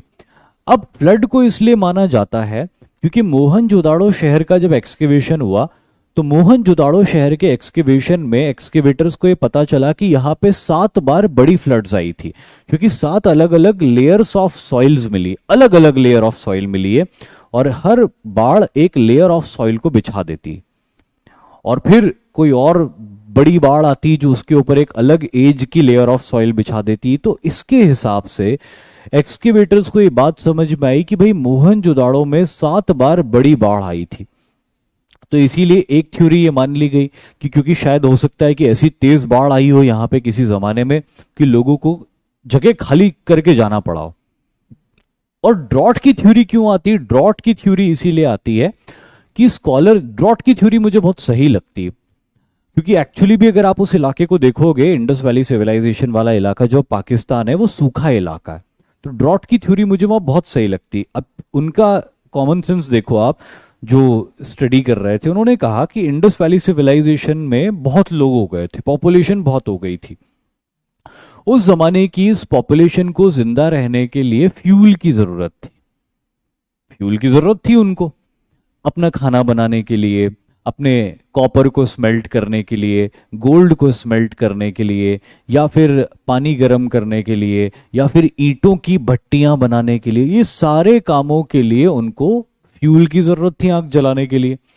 और जितना भी फ्यूल का सोर्स था वो लकड़ी थी, जो पेड़ों को काट के मिलेगी। तो इसीलिए स्कॉलर्स ये कहते हैं कि इंडस वैली सिविलाइजेशन की उस बहुत बड़ी आबादी ने अपने इलाके के सारे पेड़ काट दिए, या सारे ना कहूं, पर जितने भी घने जंगल थे उनको नष्ट कर दिया, क्योंकि फ्यूल की लगातार रिक्वायरमेंट है उनको। अब जैसे ही जंगल नष्ट हो जाते हैं तो मॉइस्चर वाले बादल जब आपके ऊपर आते हैं तो वो बरसते नहीं है, क्योंकि वो ट्रांसपिरेशन का प्रोसेस नहीं हो पाता। नीचे पेड़ पौधे घने जंगल नहीं होते तो बादलों को अपनी तरफ अट्रैक्ट नहीं करते, ट्रांसपिरेशन नहीं हो पाता, और बिना बरसे ही बादल निकल जाते। इससे क्या हुआ? सूखा पड़ा। आपके यहाँ बारिश कम होगी तो सूखा पड़ेगा। तो ये इन्होंने ऐसे रिलेट किया कि पहले आपने अपने उपयोग के लिए लकड़ियां काटी, क्योंकि आपके पास फ्यूल का और कोई सोर्स नहीं था, तो आपने बहुत सारी लकड़ियां काट ली, बहुत बड़ी पॉपुलेशन ने। आपने अपने इलाके से जंगल खत्म कर दिए और उसकी वजह से बारिश कम हो गई, और जब बारिश कम हुई तो उसका असर सीधे सीधे खेती बाड़ी के ऊपर पड़ा, और खेती बाड़ी नष्ट हुई, सूखा पड़ा उस इलाके में, और लोगों को दूसरी जगहों पे जाना पड़ा, शिफ्ट होके, जहां पे बारिश अच्छी होती थी, जहां पे वाटर की अवेलेबिलिटी थी। तो इसलिए फ्लड और ड्रॉट दोनों अपन यहां पे लिख रहे हैं। अब नेक्स्ट है एपिडेमिक्स, यानी कि महामारियां। कई लोग ये मानते हैं कि इंडस वैली सिविलाइजेशन को जिस तरह से खाली किया गया था, तो बहुत सारी चीजें लोग छोड़ के गए थे, क्योंकि जब हमने एक्सकेवेशन किया तो हमको एक्चुअली बहुत सारी चीजें मिली वहां से, हमको बहुत सारे आर्टिफैक्ट्स मिले वहां से। तो अगर लोग जा ही रहे थे तो इतनी सारी चीजें अपने पीछे छोड़ के क्यों चले गए? तो कई स्कॉलर्स ये कहते हैं कि ऐसी महामारी वहां पे फैली होगी कि लोग अपने पास जितने कम वैल्यूएबल्स होंगे उतना कम वैल्यूएबल्स लेके निकल गए होंगे, ताकि जल्दी से जल्दी और ज्यादा से ज्यादा दूर तक ट्रैवल कर सके। और इसीलिए हो सकता है, अब देखो खेती बाड़ी वहां बहुत अच्छी होती थी, अनाज बहुत होता था वहां पे, तो चूहे बहुत होते होंगे। अब चूहे जहां पे बहुत बड़ी संख्या में होते हैं वहां पे प्लेग फैलने का हमेशा डर रहता है। दूसरी बात, ये उत्तर पश्चिमी भारत का इलाका था, नदियों वाला इलाका, गर्मी वाला इलाका, नदियों वाला इलाका, मच्छर बहुत होते होंगे शायद यहाँ पे। अब अगर मच्छर होते हैं तो मलेरिया का स्कोप हमेशा बना रहेगा। तो अगर हम यही मान लें कि प्लेग जैसी या मलेरिया जैसी बीमारी वहां पे फैल रही थी, तो लोग उससे बचने के लिए शायद उनके पास उतनी अच्छी दवाइयां नहीं थी, तो जगह को छोड़कर दूसरी जगह जाना ही शायद उनके लिए एक उपाय था। इसलिए शायद एपिडेमिक्स की वजह से लोगों को यहां से मूव करना पड़ा रहा होगा। और फिर अमन शुक्ला बोल रहे हैं सर, तो बल्क में बोन्स भी मिलती, बोन्स तो मिली अमन, मोहनजोदाड़ो से बहुत सारी बोन्स मिली, बहुत सारे ह्यूमन स्केलेटन्स मिले हैं जो एक दूसरे में गुत्थम गुत्था है। मोहनजोदाड़ो का तो मतलब ही होता है मुर्दों का टीला, सिंधी भाषा में मोहनजोदाड़ो मतलब मुर्दों का टीला। वहां तो बहुत सारी स्कल्स मिले, स्केलेटन्स मिले, और भी दूसरी जगह से मिले हैं, तो ऐसा नहीं कि नहीं मिले, मरे तो हैं लोग वहां पे किसी न किसी वजह से। और मोहनजोदाड़ो में जो लोग मरे हैं उनको ऐसा गाड़ा वाड़ा भी नहीं गया है, बस ऐसा लगा है कि इनकी लाशें फेंक दी है, और over the period of time उनकी लाशों के ऊपर एक टीला सा बन गया, इसलिए उसको माउंड ऑफ डेड या मोहनजोदाड़ो कहा जाता है। And last but not the least is over exploitation of the resources, संसाधनों का अत्यधिक दोहन। सीधी सी बात थी कि पॉपुलेशन लगातार बढ़ती जा रही थी लेकिन एरिया उतना ही हो रहा था। 1 एकड़ खेत में जितनी उपज हो सकती थी उतनी ही हो रही थी, लेकिन उस 1 एकड़ के खेत को कंज्यूम करने वालों का नंबर बढ़ता जा रहा था। तो इसीलिए इस तरह की सिचुएशन में सिविल वॉर्स हो सकते हैं। जब 1 अनार हो और 100 बीमार हो तो भाई सारे बीमार जो होंगे वो चाहेंगे कि अनार खाएं। अच्छा, ऐसी कहावत क्यों है कि 1 अनार और 100 बीमार? ऐसी कहावत क्यों नहीं कि 1 सेव फल और 100 बीमार?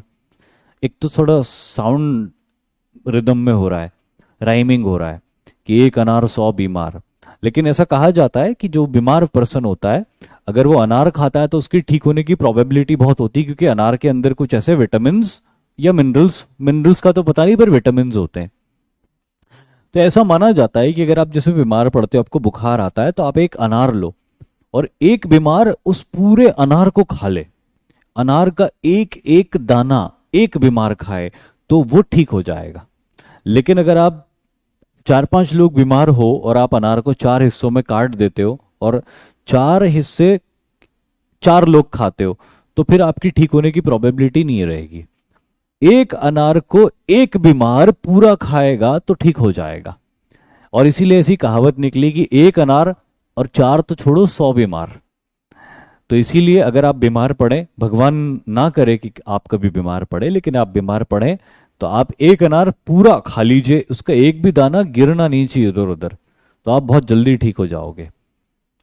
तो अब आप ये सोचो कि इंडस वैली सिविलाइजेशन में सिचुएशन उत्पन्न हो गई कि एक अनार 100 बीमार, तब एक अनार और 100 बीमार होंगे तो सीधी सी बात है अनार के लिए लड़ाई होगी, क्योंकि एक बीमार एक अनार खाएगा तभी वो ठीक हो पाएगा। अब मान लीजिए अपन सब बीमार हैं, और मतलब आप नहीं, मैं और बाकी मेरे कुछ दोस्त बीमार हैं, और हमारे बीच में एक अनार है। अब हम लड़ेंगे उस अनार के लिए, तो कोई एक जीतेगा, मैं तो नहीं जीतूंगा, लेकिन कोई और जीत जाएगा, वो खाएगा उस अनार को, तो मैं क्या करूंगा? मर जाऊं? नहीं, मैं कहीं और जाऊंगा अपने लिए अनार ढूंढने कि जहां मुझे एक अनार पूरा मिल जाए कि मैं भी ठीक हो जाऊं।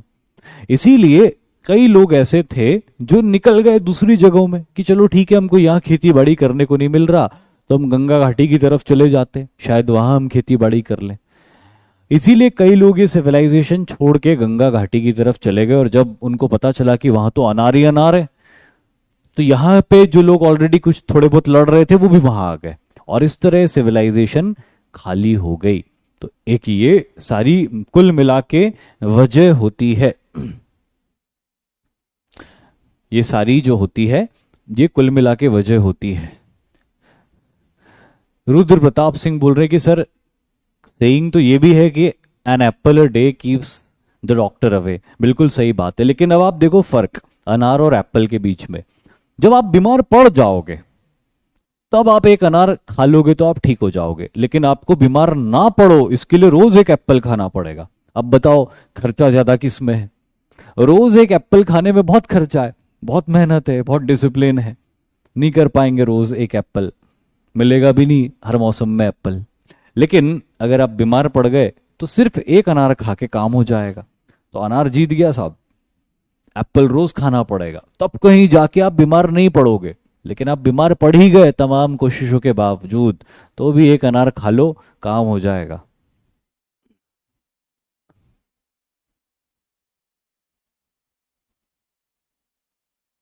चलिए अब अपन इसके बाद में एक काम करते हैं कि अलग अलग टाउन्स के बारे में बात करते हैं, और किस टाउन से हमको क्या क्या आर्टिफैक्ट्स मिले थे, चीजें मिली थी, उसके बारे में डिस्कस कर लेते हैं। अब सबसे पहला टाउन है हमारा हड़प्पा। कौन सा टाउन है हमारा? हड़प्पा। हड़प्पा के अंदर हमको सबसे पहले सिमेट्री, ये जो लिखा हुआ पॉइंट है ये मैं एक्सप्लेन कर देता हूं। सिमेट्री H एंड R37, इसका मैं डिफरेंस बता देता हूं, इसका मीनिंग बता देता हूं कि ये क्या मिला एक्चुअली हड़प्पा से। R37, R37 और H, ये बेसिकली टाइप ऑफ बरियल्स हुआ करते थे।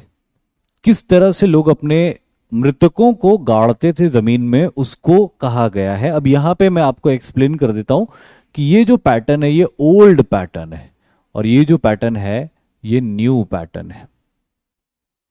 R37 शुरुआती फेज है, इनिशियल फेज, और ये है मैच्योर्ड फेज।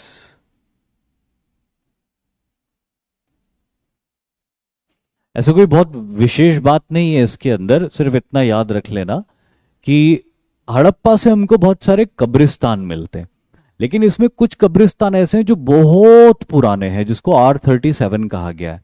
कुछ कब्रिस्तान ऐसे हैं जो एक्चुअली उसी फेज के हैं जिस फेज में हड़प्पा ग्रो कर रहा, जिस फेज में हड़प्पा डेवलप हो चुका था, तो उसको H सिमेट्री कहा जाता है, जो कि नए हैं, जो बाद के फेज के। और एक है बहुत पुराने R37, जो कि ये शो करते हैं कि भाई पुराने जमाने में किस तरह से लोगों को गाड़ा जा रहा था। तो बेसिकली वो पता कैसे चला है कि वो जो स्केलेटन्स मिले उनके अंदर से, उन स्केलेटन्स को स्टडी करके समझ में आया कि ये बहुत पुराने स्केलेटन्स हैं जब इंडस वैली सिविलाइजेशन की शुरुआत हो रही थी। और दूसरे जो टाइप के हैं वो नए स्केलेटन्स हैं, यानी कि लेटर फेज के स्केलेटन्स हैं। तो हड़प्पा बहुत समय से, लगभग 3000 ईयर्स बीसी से ग्रो करता या डेवलप करता आ रहा था, ये हमको इससे पता चलता है। फिर हमको दूसरी चीज पता चलती है कॉफिन बरियल, कि हड़प्पा के अंदर मृतकों को ताबूतों के अंदर डालकर दफनाया जाता था। ऐसा नहीं होता था कि हड़प्पा के अंदर लोगों को डायरेक्टली दफना दिया जाता था, ताबूत के अंदर डालते थे और उसके बाद दफनाया जाता था। अगला है ग्रीनरीज आउटसाइड द फोर्ट, ये याद रखना। सिक्स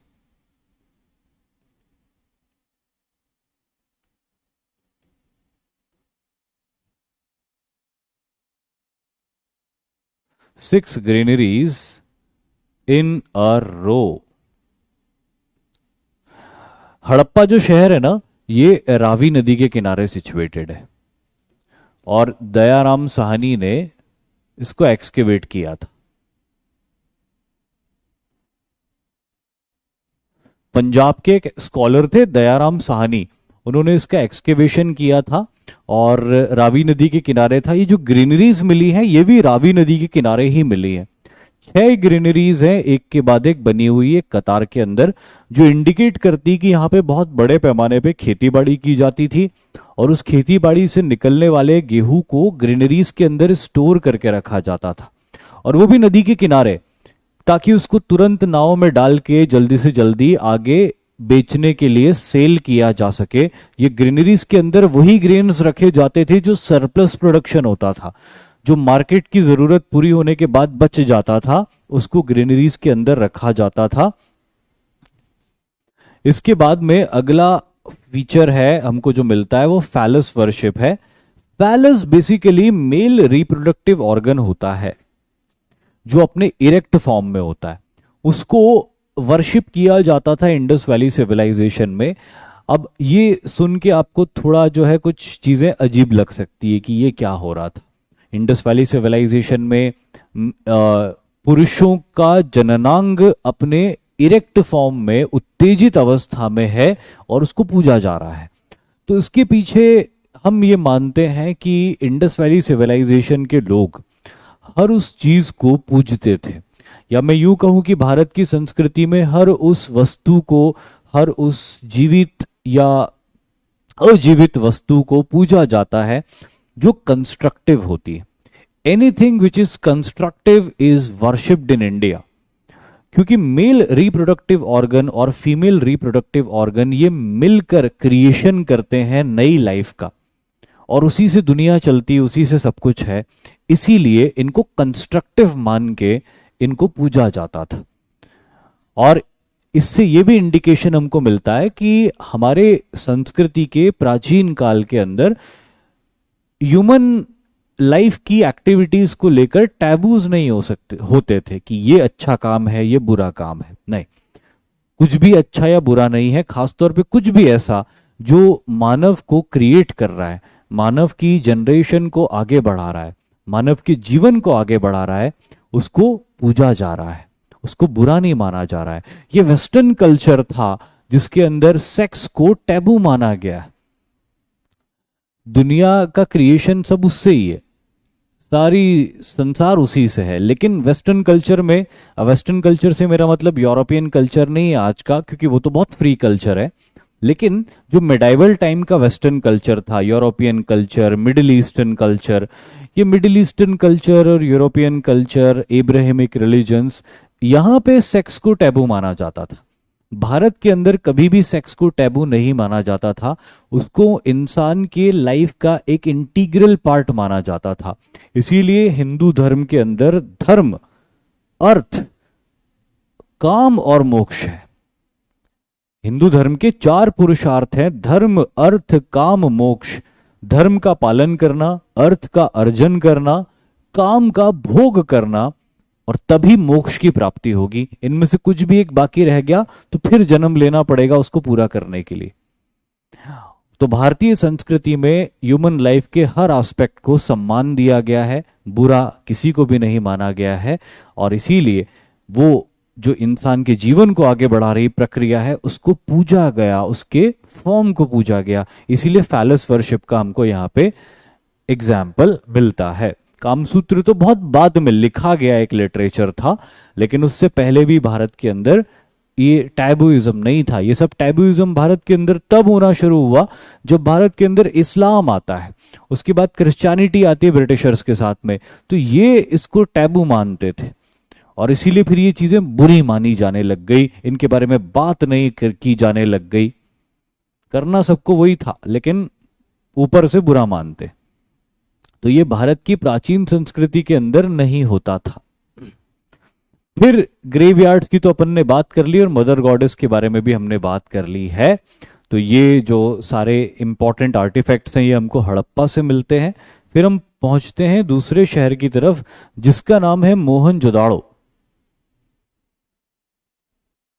मोहनजोदाड़ो जिसका मैंने आपको बताया सुमित, जी हाँ, ग्रेट ग्रेनरीज अलग अलग थी, 6 कमरे थे एक। अब मोहनजोदाड़ो में भी ग्रेट ग्रेनरी हमको मिलती है ये, लेकिन ये जो मोहनजोदाड़ो में जो ग्रीनरी हमको मिलती है ये एक ही थी। ये जो थी ये 1 सिंगल हॉल था और जो बहुत बड़ा था। ये जो ग्रेट ग्रीनरी है ना, इसको कहा जाता है लार्जेस्ट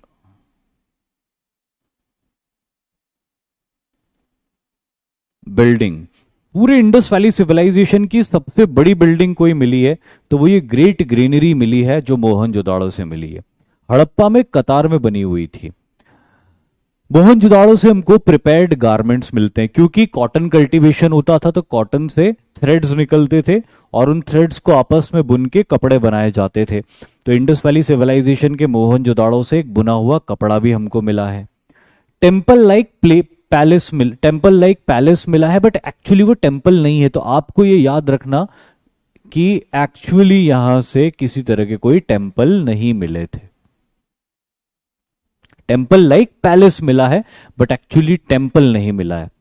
फिर पशुपति सील जिसके बारे में हमने बात करी, statue of a dancing girl जो कि ब्रॉन्ज का बना हुआ था, ये भी बड़ा फेमस है इंडस वैली सिविलाइजेशन का।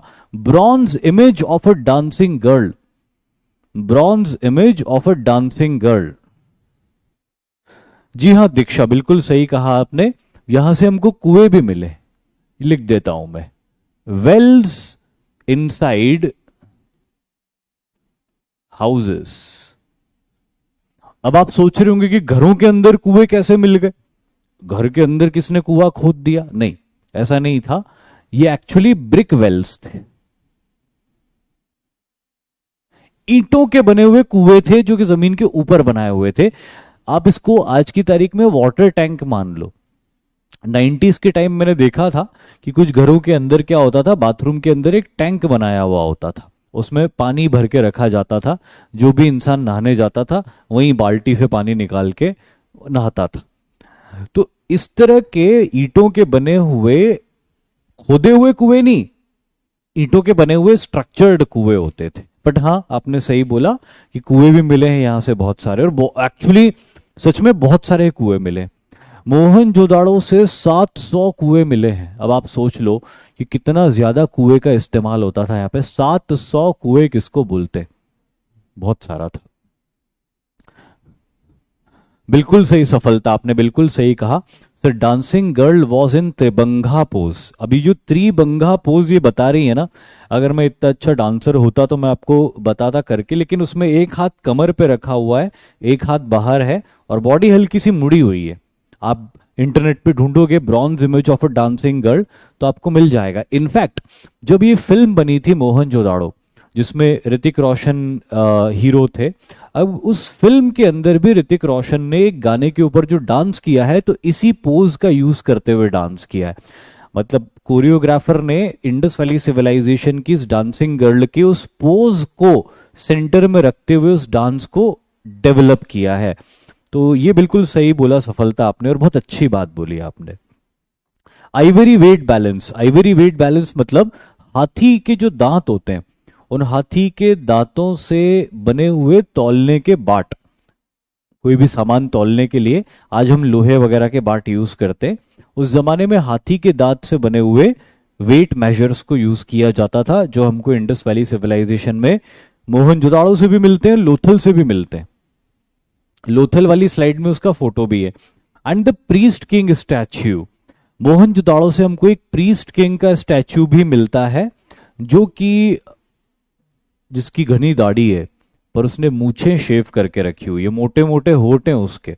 अगर उस इमेज को आप देखोगे, इंटरनेट पे टाइप करना प्रीस्ट किंग ऑफ मोहनजोदाड़ो, जैसे आप टाइप करोगे प्रीस्ट किंग ऑफ मोहनजोदाड़ो तो आपको एक इमेज दिखाई देगी। अब उस इमेज को आप ठीक से देखोगे तो उसकी बीच की मांग निकली, उसके बाल है और उसके प्रॉपर बीच की मांग उसने निकाल के रखी हुई। बाल थोड़े लंबे हैं, बीच की मांग निकाल के रखी, मस्त ऐसा लग रहा है कि बेहतरीन तेल वेल लगा है, और तेल लगा के गीले बालों में बीच की मांग निकाल के रखी हुई है, और अपने माथे के ऊपर एक हेड बैंड पहना हुआ है।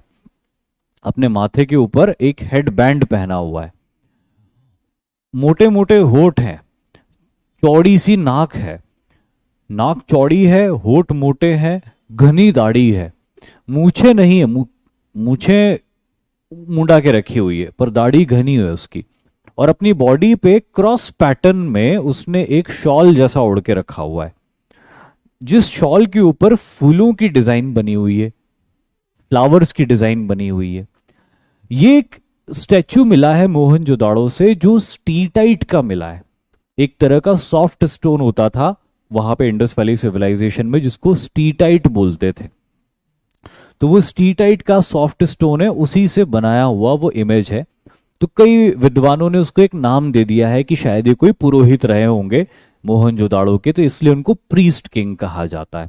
तो ये ध्यान रखिएगा। और फिर उसके बाद अगले शहर, अच्छा ये जो शहर था कौन सी नदी के किनारे सिचुएटेड था, तो ये इंडस रिवर के किनारे सिचुएटेड था। और इसको एक्सकेवेट किसने किया था, तो ये भी याद रखिएगा, इसको एक्सकेवेट करने वाले थे आर डी, यानी कि राखल दास बैनर्जी। आर डी बैनर्जी ने इसका एक्सकेवेशन किया था, सिंधु नदी के किनारे ये सिचुएटेड हुआ करता था। अगले शहर की तरफ आगे बढ़ते हैं। अगला शहर है कालीबंगा।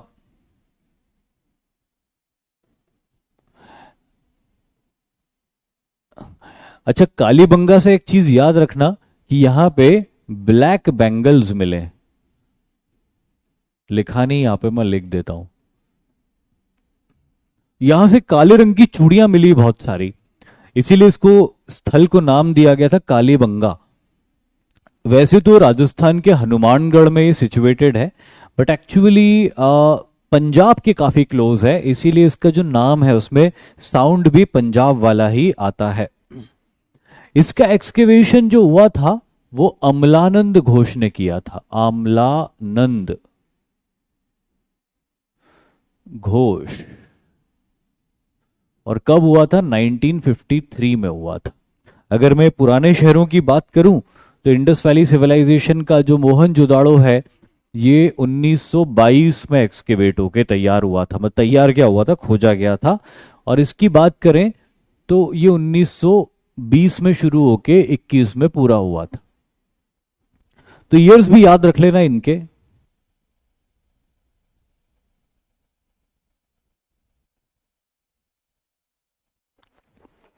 चलिए, तो ये कालीबंगा अमलानंद घोष ने एक्सकेवेट किया था 1953 में। क्या क्या मिला यहां से, lower fortified town. Indus valley civilisation के जो भी टाउन्स थे, अपर टाउन फोर्टिफाइड होता था, किले बंद होता था, लेकिन लोअर टाउन्स ओपन होते थे। पर कालीबंगा एक ऐसा टाउन मिला है जिसमें लोअर टाउन को भी किले बंद करके रखा हुआ है। बिल्कुल सही, घग्गर रिवर थी इसके किनारे। मैं रिवर का नाम भी लिख देता हूं यहां पे, कालीबंगा घग्गर।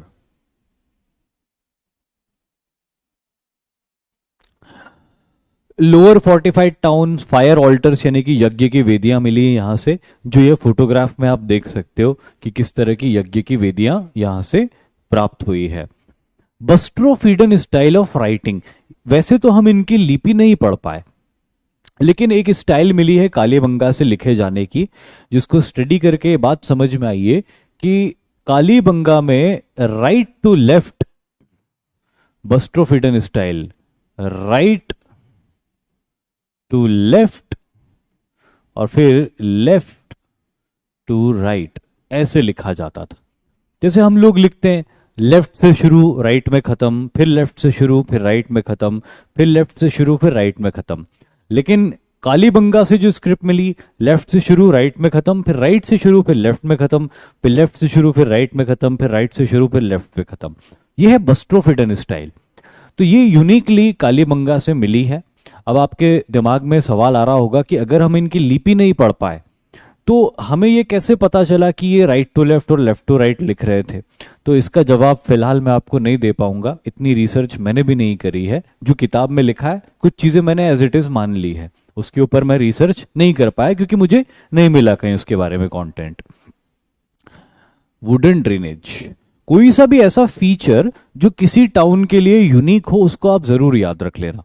जैसे इंडस वैली सिविलाइजेशन के बाकी टाउन्स में जो ड्रेनेज हमको मिलता है वो ईंटों का बना हुआ मिलता है, लेकिन कालीबंगा में जो ड्रेनेज हमको मिलता है वो लकड़ी का बना हुआ मिलता है। अभी क्या यूनिक बात हो जाती, किसी शहर के बारे में यूनिक बात हो जाती। अब अगर एग्जाम में पूछ लिया कि भाई वुडन ड्रेनेज कहां से मिला था, तो अपने को ये तो पता है कि ड्रेनेज सब दूर से मिला था, लेकिन वुडन कहां से मिला था, तो कालीबंगा से मिला था। तो कुछ यूनिक बात जो किसी शहर के बारे में है वो आप जरूर याद रख लेना। और मैंने ज्यादातर स्लाइड्स में इस तरह की यूनिक बातों को ही लिखा है जो किसी भी शहर की है। कॉपर का ऑक्स, ऑक्स मतलब कि बैल, कॉपर के बैल का खिलौना जैसा मिला था, पूरा बड़ा बैल नहीं। एविडेंस ऑफ अर्थक्वेक, भूकंप तब आते ही थे। वुडन प्लो, लकड़ी का हल मिला है। और कैमल्स बोन, ये भी बहुत इंपॉर्टेंट है, ऊंट की हड्डियां मिली है। राजस्थान का इलाका था, पास में रेगिस्तान रहा होगा, तो ऊंट होते ही थे यहाँ नेचुरली, तो ऊंटों का शायद ये लोग इस्तेमाल भी करते थे, इसीलिए शायद ऊंट की हड्डी भी यहां से हमको मिलती है। नेक्स्ट शहर की तरफ आगे बढ़ते हैं, और ये जो नदी वदी दिखाई दे रही, जहाज दिखाई दे रहे, इससे समझ में आता है कि ये शहर का नाम है लोथल। लोथल जो हुआ करता था एक इंपॉर्टेंट पोर्ट टाउन हुआ करता था, और लोथल 1957 में खोजा गया था। पहले नदी देख लेते हैं, भोगवा, जिस नदी के किनारे सिचुएटेड था उस नदी को क्या कहा जाता था, भोगवा नदी के नाम से उसको जाना जाता था। इसका एक्सकेवेशन S.R. राव ने किया था 1957 में। अच्छा, ये साल भी आपको याद रखने हैं क्योंकि कई बार ये सवाल ऐसे पूछते हैं कि ईयर्स के असेंडिंग या डिसेंडिंग ऑर्डर में बताओ कि कौन सा साल पहले एक्सकेवेट हुआ था, सॉरी कौन सा स्थल पहले एक्सकेवेट हुआ था, कौन सा स्थल बाद में एक्सकेवेट हुआ था। तो साल भी याद रख लो आप। तो भोगवा नदी के किनारे सिचुएटेड है, गुजरात में सिचुएटेड है। S.R. राव ने इसको एक्सकेवेट किया था। सबसे पहली चीज यहां से वो बंदरगाह मिलता है जिससे विदेश व्यापार के एविडेंसेस हमको मिलते हैं। अर्पिता सिंह बोल रही कालीबंगा किसने डिस्कवर किया था, मैंने यहां पे लिखा अमलानंद घोष का नाम लिखा है, ये लिखा अमलानंद घोष का नाम इन्होंने डिस्कवर किया था। तो यहां से हमको पोर्ट टाउन तो मिलता ही है जिससे फॉरेन ट्रेड के एविडेंसेस मिलते हैं। फिर हमको मिलता है यहां पे evidences of rice, again unique point है क्योंकि इंडस वैली सिविलाइजेशन की किसी दूसरी साइट से रंगपुर एक हमको साइट मिलती जहां से चावल की खेती के एविडेंसेस मिलते। रंगपुर जो गुजरात में ही है और लोथल के पास में ही है, और लोथल से मिलते राइस के कल्टीवेशन के एविडेंसेस। बाकी इंडस वैली सिविलाइजेशन के किसी टाउन से हमको राइस के कल्टीवेशन के एविडेंसेस नहीं मिलते। तो ये भी एक यूनिक बात है इंडस वैली सिविलाइजेशन के इस टाउन के बारे में। फायर ऑल्टर्स यहां से भी मिलता है जैसे कालीबंगा से मिलता है। ग्रेवयार्ड्स यहां से भी मिलते हैं जैसे कि हड़प्पा से मिलते हैं। आइवरी वेट बैलेंस यहां से भी मिलता है जैसे मोहनजोदाड़ो से मिलता है। और ये आइवरी वेट बैलेंस से हाथी के दांतों को इस तरह के शेप्स को दे के फिर उससे वस्तुओं को तौला जाता था और व्यापार व्यवसाय चलता था। और एक तांबे का कुत्ता मिलता है, खिलौने का, ओरिजिनल पूरा बड़ा कुत्ता नहीं, खिलौने का कुत्ता। तो ये सारा लोथल का इंपॉर्टेंस है। फिर आगे बढ़ते हैं अगले टाउन की तरफ, और अगला टाउन है हमारा चहुंदड़ो। ये भी बहुत शुरुआती फेज में खोजा गया टाउन हुआ करता था। इसको लगभग 1931 में खोज लिया गया था। कौन सी नदी के किनारे सिचुएटेड है ये, इंडस इंडस रिवर के किनारे इसका सिचुएशन है। ये बिल्कुल जो मोहनजोदाड़ो टाउन है ना उसके बहुत क्लोज है। मोहनजोदाड़ो से आप थोड़ा सा और साउथ की तरफ आगे बढ़ोगे तो ये टाउन आएगा, इंडस रिवर के किनारे भी आएगा ये टाउन। इसको एक्सकेवेट किया था एनजी मजूमदार ने। इसको एनजी मजूमदार ने एक्सकेवेट किया था। और कब एक्सकेवेट किया था? 1931 में एक्सकेवेट किया था। क्या क्या मिला यहां से? चूड़ियों की फैक्ट्री मिली यहां से, इंक पॉट, दवात मिली यहां से। The only city without citadel. अब एक यूनिक बात है इसके बारे में जो आप याद रख सकते हो कि ये एकमात्र ऐसा शहर है जिसमें कोई परकोटा नहीं बनाया हुआ है, कोई फोर्टिफाइड वॉल नहीं है, खुला हुआ शहर है, ओपन शहर है, जिसको आना हो सबका स्वागत है। तो ये ओनली सिटी विदाउट सिटिडेल, ये एक मिली हमको। फिर उसके बाद carts with a seated driver, एक खिलौना मिला है जिसमें बैलगाड़ी है, बैल नहीं है, और उस बैलगाड़ी के ऊपर एक सीटेड ड्राइवर भी है। हर्षिता तंवर बोल रही कि इनकी नेमिंग किस बेसिस पे होती है। अब जैसे कुछ नेमिंग तो उनके नेचर के हिसाब से होती है और कुछ नेमिंग ऐसी होती है जो पहले से उनका नाम था, जो लोकल लोग उसको बोल रहे थे वही नाम रख दिए जाते थे। और कुछ नाम ऐसे रखे जाते थे जो उनका कुछ खास नेचर होता था, जैसे मोहनजोदाड़ो। अब मोहनजोदाड़ो में मुर्दों का टीला मिला था तो उसको मोहनजोदाड़ो कह दिया सिंधी भाषा में, जो वहां के लोग थे उन्होंने। अब हड़प्पा है तो वो पहले से ही नाम हड़प्पा था उसका, तो उस जगह पे एक्सकेवेशन हुआ तो जो कुछ भी वहां से मिला उसको सबको हड़प्पा के नाम से ही कह दिया, तो ऐसे नेमिंग होती थी। तो ये है आपका चहुंदड़ो जो इंडस रिवर के किनारे सिचुएटेड था। फिर यहां पे हमको मिलता है अगला टाउन जिसको सूर कोतड़ा कहते हैं, जो कि प्रेजेंट डे गुजरात के अंदर सिचुएटेड है। कहां पे सिचुएटेड है? गुजरात के अंदर सिचुएटेड है। सूर कोतड़ा बहुत बाद में खोजा गया था। जेपी जोशी, इसके अराउंड कोई बड़ी नदी नहीं है ना, कोई बहुत बड़ा इलाका नहीं था जो कोई बहुत बड़ी नदी थी। जेपी जोशी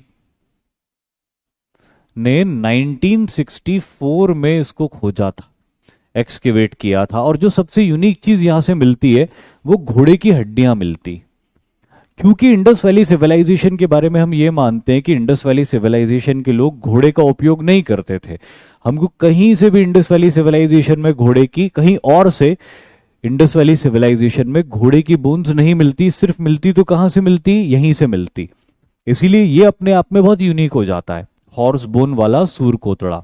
फिर उसके बाद में यहाँ पे स्टोन कवर्ड ग्रेव्स मिलती। अब इंडस वैली सिविलाइजेशन की दूसरी साइट्स में आपको ऐसे कब्रिस्तान मिल रहे हैं जहां लोगों को मिट्टी में दफनाया जा रहा है या फिर लोगों को ताबूत में रख के दफनाया जा रहा है, लेकिन यहां पे लोगों को दफनाया गया किसमें? पत्थरों को, मतलब गड्ढा किया, गड्ढे में इंसान के शरीर को डाला और उसको पत्थरों से कवर कर दिया।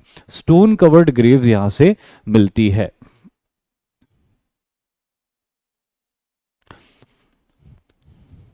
नेक्स्ट ये है बनावली, जो कि प्रेजेंट डे हरियाणा से मिलता है।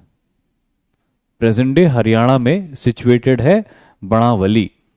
जो हरियाणा में आप हिसार डिस्ट्रिक्ट में जाओगे तो वहां पे आपको मिलेगा बनावली, जो एक्सकेवेटर आर.एस. बिष्ट ने एक्सकेवेट किया था और इसका एक्सकेवेशन हुआ था 1973 में। इसका एक्सकेवेशन हुआ था 1973 में। यहां से क्या क्या मिलता है? सबसे पहली और यूनिक बात जो इसको अलग बनाती है वो है ओवल शेप्ड सेटलमेंट। अब अगर आप इस शहर के डिजाइन को देखो, प्लानिंग को देखो, तो ये शहर थोड़ा गोलाई लिए हुए है। इंडस वैली सिविलाइजेशन के बाकी सारे शहर ग्रिड पैटर्न्स में बने हुए हैं, सारी सड़कें एक दूसरे को 90 डिग्री के एंगल पे बाइसेक्ट कर रही, पर यह शहर थोड़ा अलग बना हुआ है और इसीलिए इस शहर के अंदर रेडियल स्ट्रीट्स मिलती है आपको, घुमावदार सड़कें। रेडियल का मतलब गोल नहीं, घुमावदार सड़कें आपको मिलती है, क्योंकि शहर का प्लान भी घुमावदार है। और ये अकेला एकमात्र ऐसा शहर है इंडस वैली सिविलाइजेशन का जो घुमावदार बना हुआ है। खिलौने का हल मिलता है यहां से, और बार्ले के कल्टीवेशन के बहुत बड़े नंबर्स में यहां से एविडेंसेस हासिल होते हैं। बार्ले यानी कि जौ, जौ की खेती यहां पे बहुत बड़ी संख्या में हुआ करती थी। Next is Dholavira.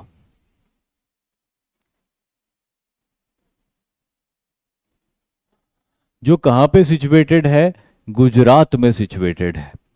अब इसकी कुछ यूनिक बातें क्या है? इसकी कुछ यूनिक बातें यह है कि the only site to be divided in 3 parts, यही एकमात्र ऐसा शहर था जो 3 पार्ट्स में डिवाइडेड था। ज्यादातर इंडस वैली सिविलाइजेशन के शहर एक लोअर टाउन और एक अपर टाउन में डिवाइडेड थे, लेकिन ये शहर लोअर टाउन, मिडिल टाउन और फिर अपर टाउन में डिवाइडेड था। तो 3 विभाजन थे इस शहर के जो इसको खास बनाते हैं। किसको? धौलावीरा को। इसको किसने डिस्कवर किया था? R.S. बिष्ट।